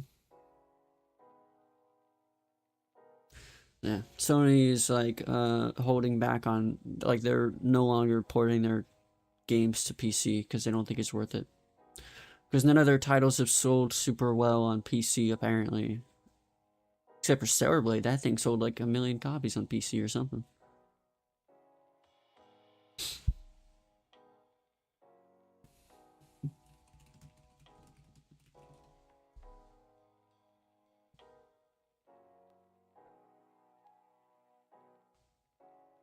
Yeah, Stellar Blade has sold over 1 million copies on Steam shortly after its release, contributing to the nearly 3 million total sales across both Steam and PlayStation 5. So it cleared all the other PlayStation ports. Yeah, I mean, a lot of fantasy is based on real life, but they don't like.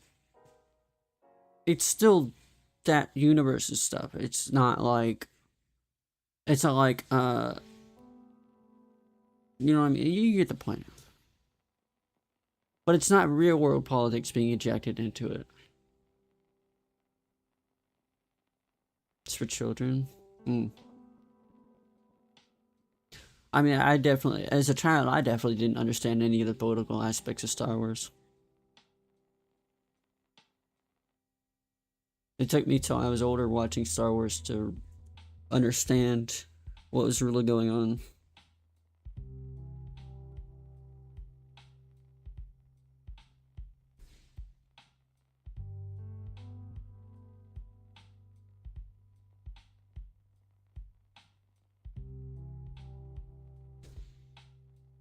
Yeah, you're a freaking clone nerd.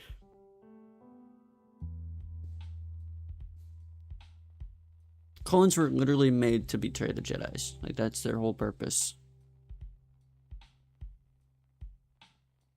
I mean, I know that they didn't want to and they were forced, but that was what they were made for.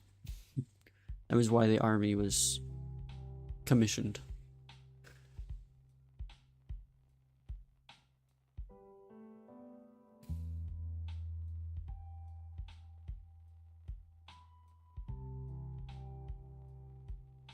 Bad Batch was great. Alright, I don't want to hear nothing about Bad Batch being bad. Boba Fett. Yeah, his show deserved better. Boba Fett's entire show deserved better. But they did it so poorly, I think. Like, a lot of people were clowning on the racing scene where they were trying to, like the chasing scene. Because it looked like they were going, like, 10 miles an hour during the chase.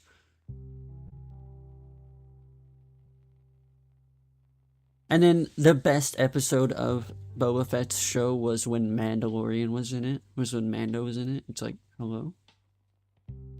I don't know, that show and Obi-Wan Kenobi show deserved much better than what they got. How are you gonna okay. Here's what I have a problem with. Again, all the politics in the media. Again, this is another reason why I have a problem with it.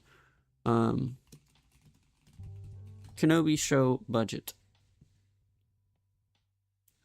The entire Obi-Wan Kenobi TV show, or like Disney Plus show, only got a $90 million budget for the entire production. $90 million, okay? Keep that in mind, right? $90 million for the Kenobi show. Let's say Boba Fett budget. Boba Fett, I guess we don't know the budget for.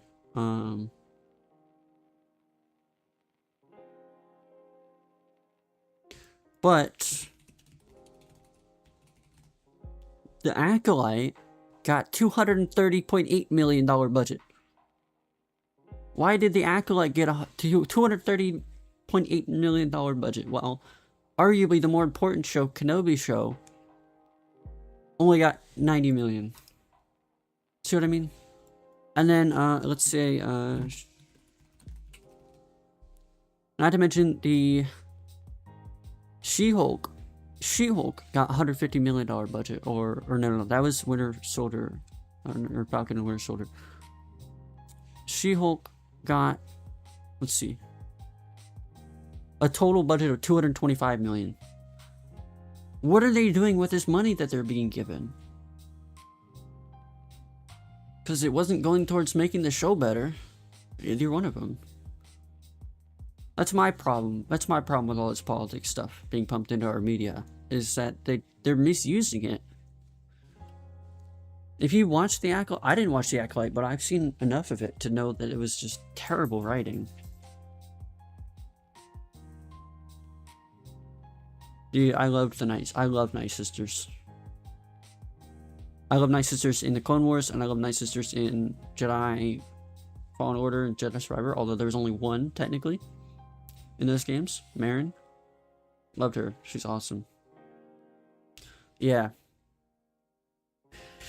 But but they were not Night Sisters in Acolyte. It was just some other coven of witches. I don't know who they were exactly, but... And then another reason I don't like the politics being pumped into the media is if we don't like it, then we're vilified for it. We're vilified for not liking it. Like the actress that played the two main characters of the Acolyte, because they were twins. The actress that played it, she did like a really cringy kind of like video where she was like dancing, quote, dancing on the haters or whatever. I think, and then And then it's like they were saying like, oh, all the people who hated Acolyte were just old white men. I'm like, what? No, they weren't. That's not your only haters or your only critics. What are you talking about? Why you gotta make it about race again? I'm losing my mind over here. I'm losing my mind at all this stuff that they're doing with all of our favorite media and movies and games and shows. Exactly, Ren. Exactly. It looked ass. It looked garbage. Because it was pumped full of politics. They blamed the okay.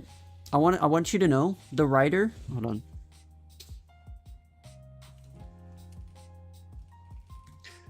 The writer for the Acolyte was Leslie Headland, right?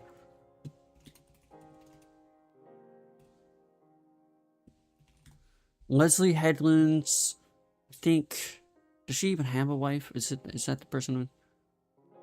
Oh, okay, Rebecca Henderson. Okay, so let's see, Acolyte cast, right? Yeah, yeah, I agree. Let's see. Let's see. Where's the cast? Okay, yep. Leslie Headland, the writer of The Acolyte. You know who played a character in that? A bald lady. It was the writer's wife. The writer's wife came in, played the female lead, a green bald lady, pretty much. Nothing wrong with that, character design wise. But you know what they did to the guy you just, Lee Jun Jae? You know what they did to his character? They massacred him. They massacred all the... At the end of the show, they blamed everything on him because he died. He was killed by the main actress character. They blamed everything that happened on the show on him. And then they rewrote Star Wars lore to include a character that didn't need to be in the show. They added that character in because they felt like it. That's literally the reasoning that they had. They changed the lore to change his birth date so that it would work. And then they also had a Yoda cameo for no reason. And then they had... That's where they revealed Darth Plagueis on screen for the first time. They also revealed him in that show. It's like, what? Why? It's just... They kind of ruined the reveal for him. That's the first ever live performance. Exactly. That's what I agree. George Lucas never should have sold. Exactly. It was all Disney. And you know what you know what the excuse they were making? They were... For the new movies, Disney... I forget her name. What was her name? The woman that was in charge? The head lady in charge for Star Wars. Kathleen Kennedy, that's her name. Kathleen Kennedy was on record saying, oh, we didn't have any direction or guidance to make the new Star Wars movies or the 3 sequels that we made. We didn't have any, there was no more media. There was no more Star Wars. Like, we weren't given a guide or whatever. That's what she was saying. But Lucas, on the other hand, George Lucas, said he had plans. He had plans for the next 3 Star Wars movies. He had plans and a story that he gave them to work off of. And they just threw it away. They didn't use it. They didn't use any of it. It's ridiculous. That's why I don't like Disney Star Wars either. They threw away all the plans George Lucas had. They didn't use them. They keep saying all their haters are old white men for some reason.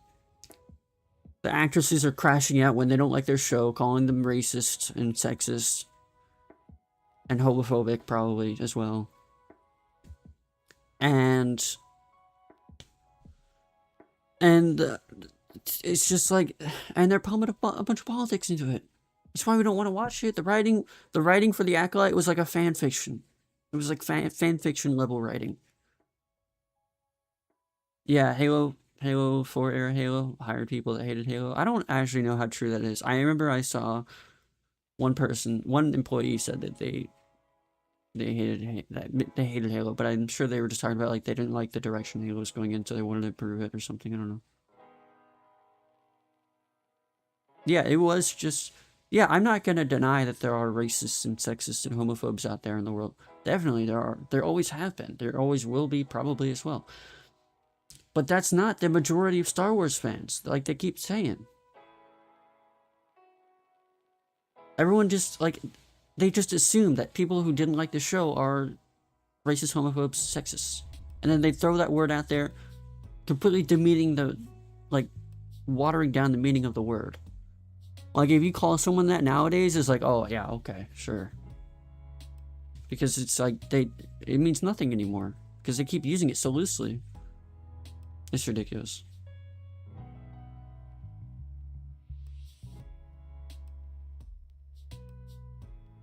I actually will agree to disagree there. I think Halo 4 was great. I liked the campaign. I liked the multiplayer. The multiplayer was amazing. They still had armor customization. They had different specializations that also unlocked more armor customization. You had 130 levels you could grind through for multiplayer, which unlocked more armor as you leveled up. It was great. Great game. It was after that they screwed it up. Also adds.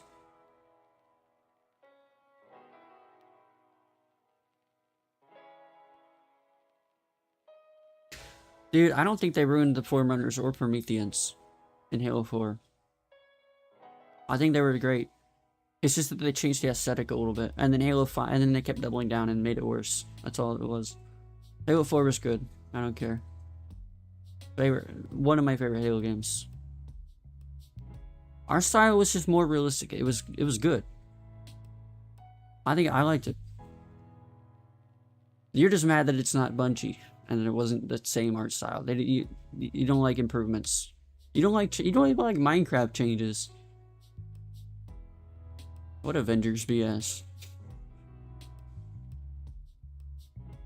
To be fair, if you look at the story of Halo 4 and then Halo 5, it's not a bad story. But I think they executed Halo 5 terribly, and that's why it failed. Because the story of Halo 5 is Cortana. I don't think so. But the story of Halo 5 was when, like at the end of Halo 4, Cortana kind of sacrificed herself and she faded away. But she actually got, like, transported somewhere else to where she found, like, she took on the mantle of responsibility. And then because she was rampant, she kind of, well, I should think she cured her rampancy in Halo 5. But then she also gained control of all the Forerunner technology and the Guardians. And then she was trying to take over, like, all the AIs to get on her side. And then put on, like, an EMP over Earth. Or whatever. I don't know. It's not a bad story, but I think they just executed it badly. And they made Master Chief out to be the bad guy, which they shouldn't have.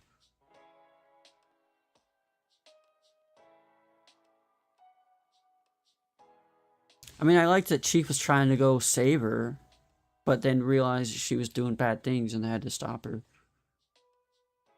I think it's perfectly fine. I think the story was fine. I think the campaign was, I just think they executed it terribly. And Halo 5 multiplayer was just, what even, like, that was such a huge change from Halo 4.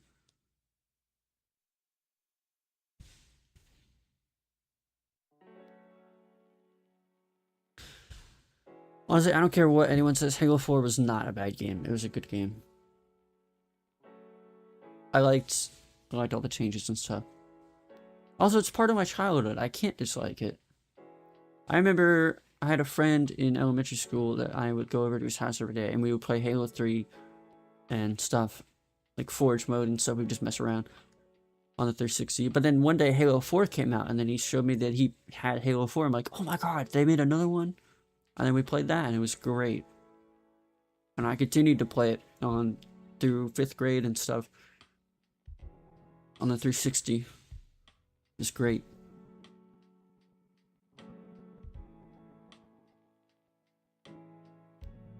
Halo 4 was the last active Halo community I was ever part of.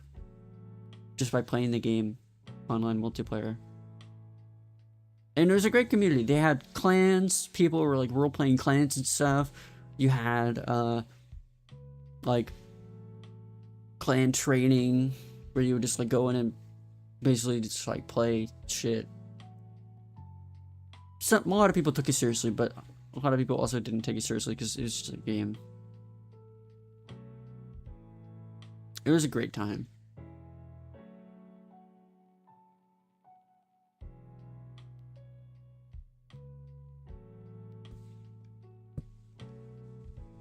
Halo 5's multiplayer, I don't think it was fun. I think they changed it too much.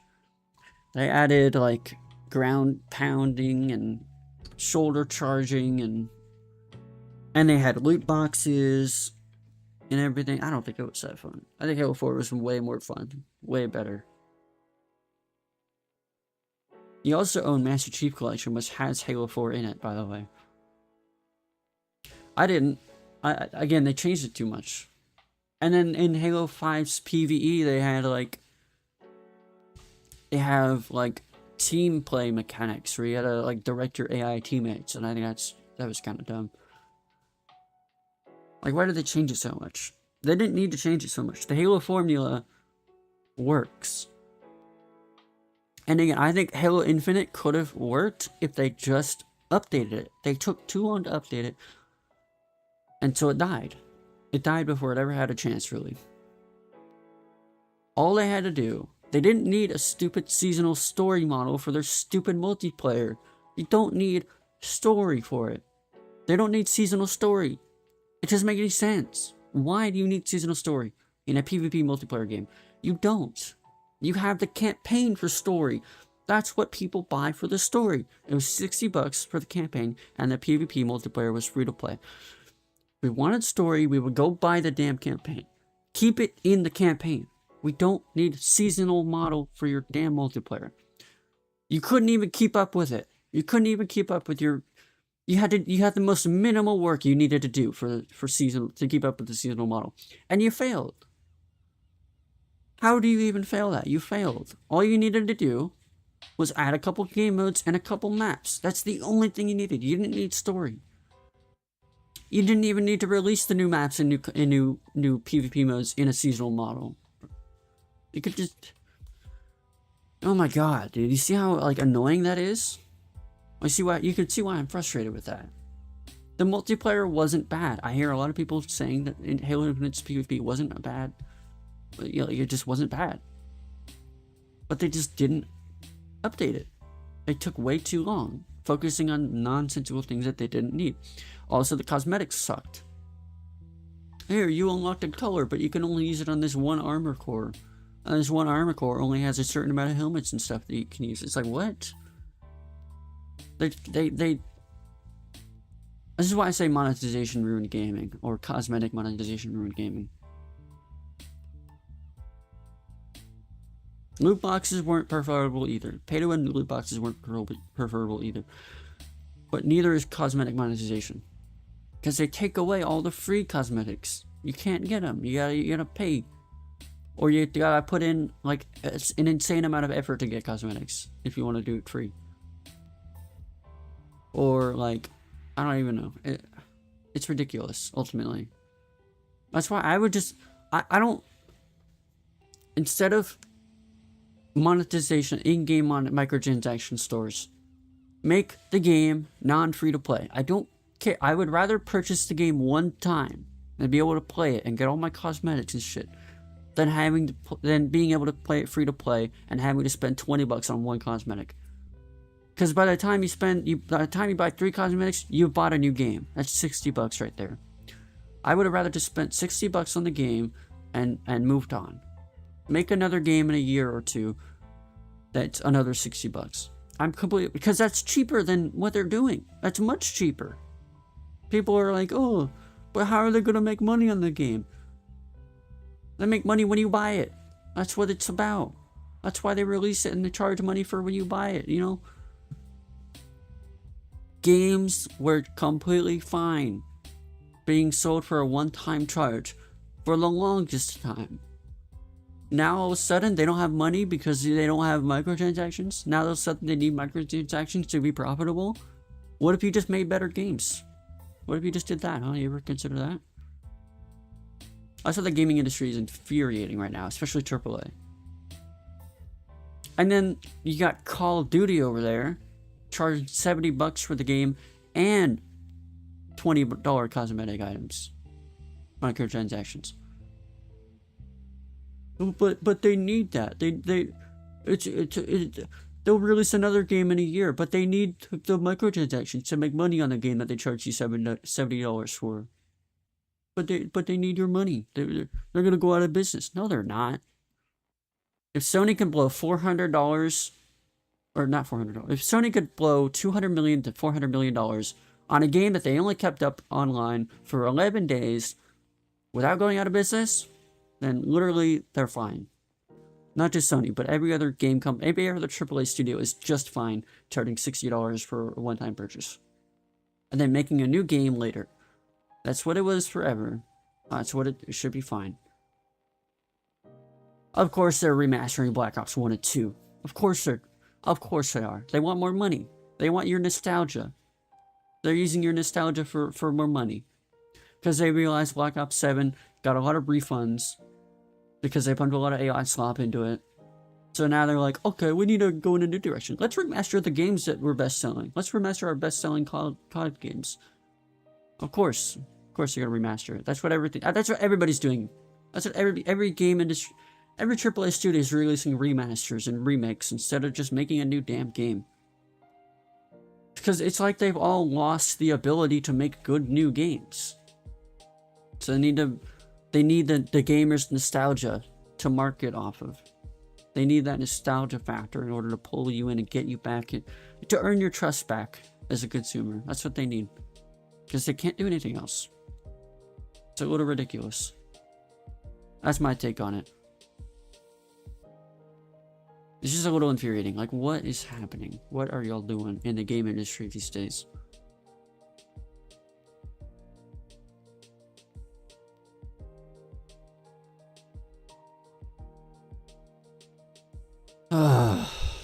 Rants. But that's what I mean. That's why I rant about it. I'm passionate about it. I'm passionate about video games. I like video games. And they're ruining it. They're ruining our hobbies, our likes, our interests. And I was never a COD player, but even I could see the blatant greediness of it all that they're doing with it. They literally released Black Ops 7 a year later after Black Ops 6, and Black Ops 6 was $70 with in-game microtransactions. And now you spent all that money on microtransactions for Black Ops 6, and now there's already a Black Ops 7 that you can't use them in. You spent probably more on cosmetics in Black Ops 6 than you did actually buying the game. And now there's a new one, which you don't have those cosmetics in anymore. And you wasted all that money, because you're probably never going to play 6 again if you enjoy 7. You know what I mean? They did. So that just proves even more that they didn't need to make a 7. Because if they were able to transfer everything, that means that it's still the same architecture code base. It's still the same underlying code base. All they did was release a new one.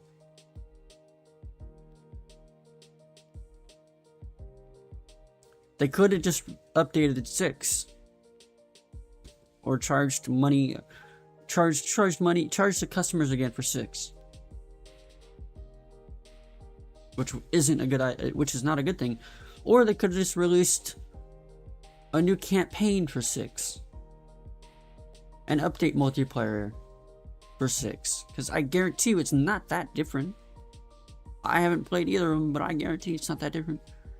They definitely could have just updated 6. It's stupid. They want your money. They want your $70 or $80 or $90 or $100 for a new game, even though it's the same thing you just played. This is why I like single player story games, because you buy it once and you get it forever, and then you just play it, and then it's a good time. And you can always go back and replay it if you're really interested in, or you can mod it or whatever you want with it. But if it's a live service game, that means it's online and you can't mod it, or you gotta play what they release, or you're guaranteed even if it's not free to play, you're guaranteed to have a microtransaction store in it, because they need the money because of servers and stuff. Live service is a dying model. That's what I want to say. That's what it feels like. It's a dying system.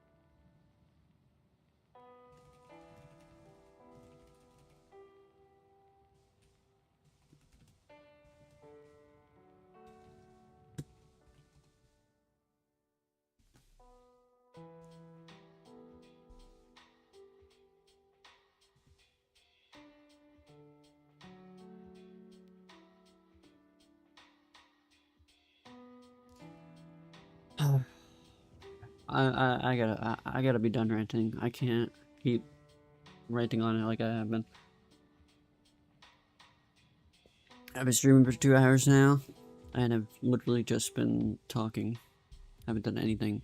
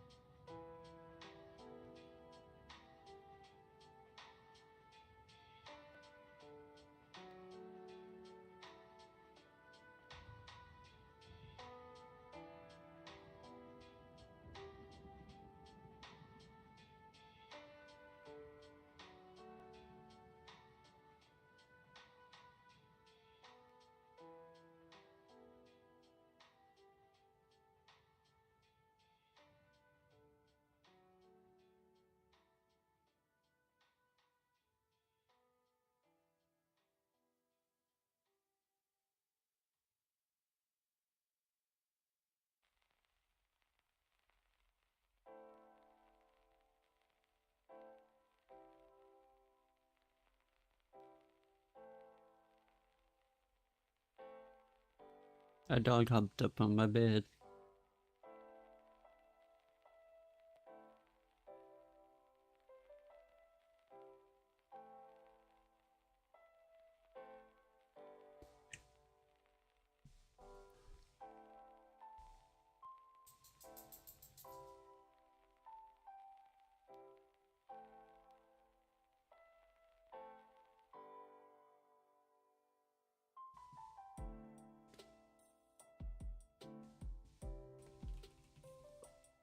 Theodore, what? What is it? What is it? I'm gonna go with my dogs there real quick. Yep.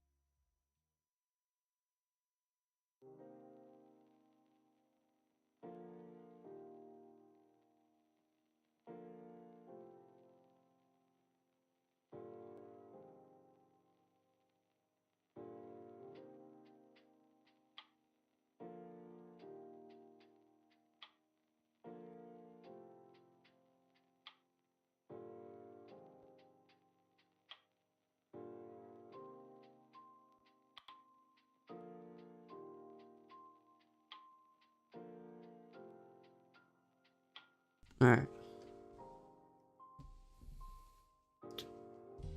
Oh, it's hot outside today. As it do be.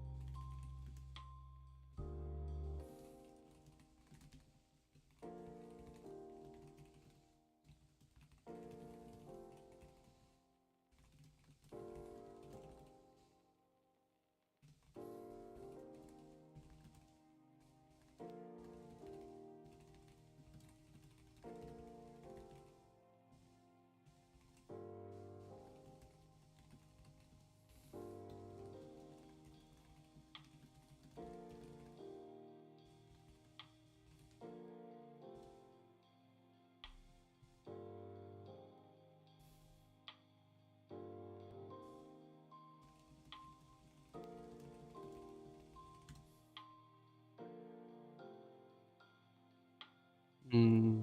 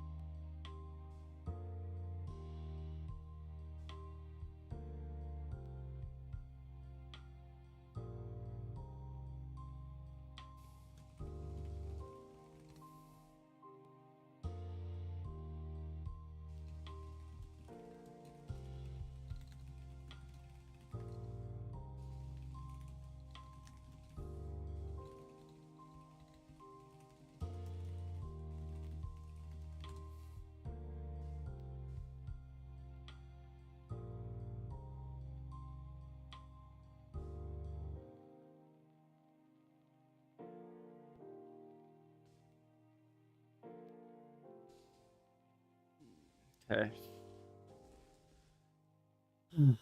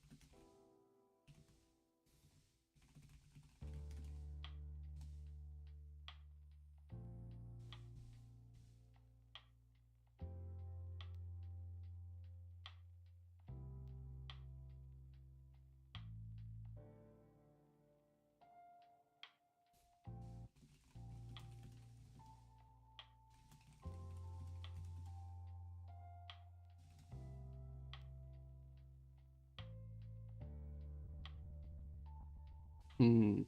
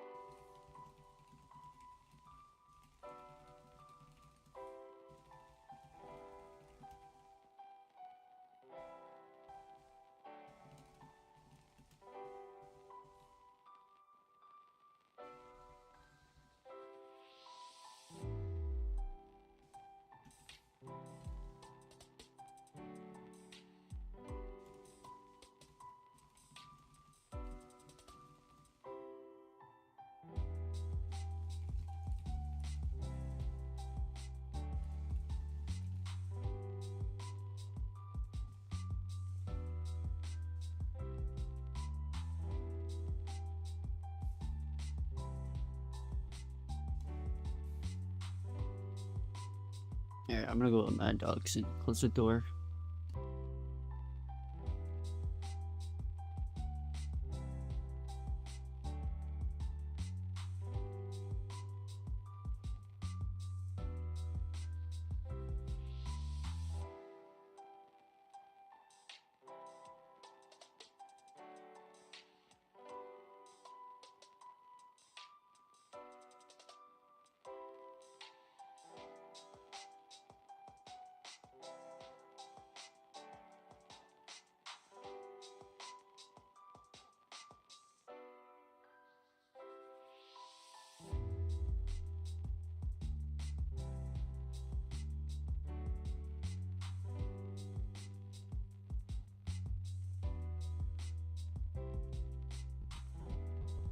Alright, I close the door. The dogs are already inside.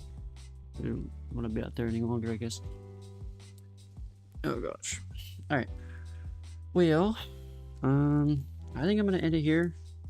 I didn't really do anything, just talked, but you know, that's fine. That's still something. That's pretty much the purpose of the chill streams, just talk and hang out and, you know.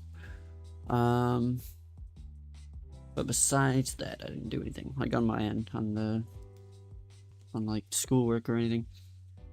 I have all day to do schoolwork, but that's fine. And I'll stream later, Deltarune Chapter 2.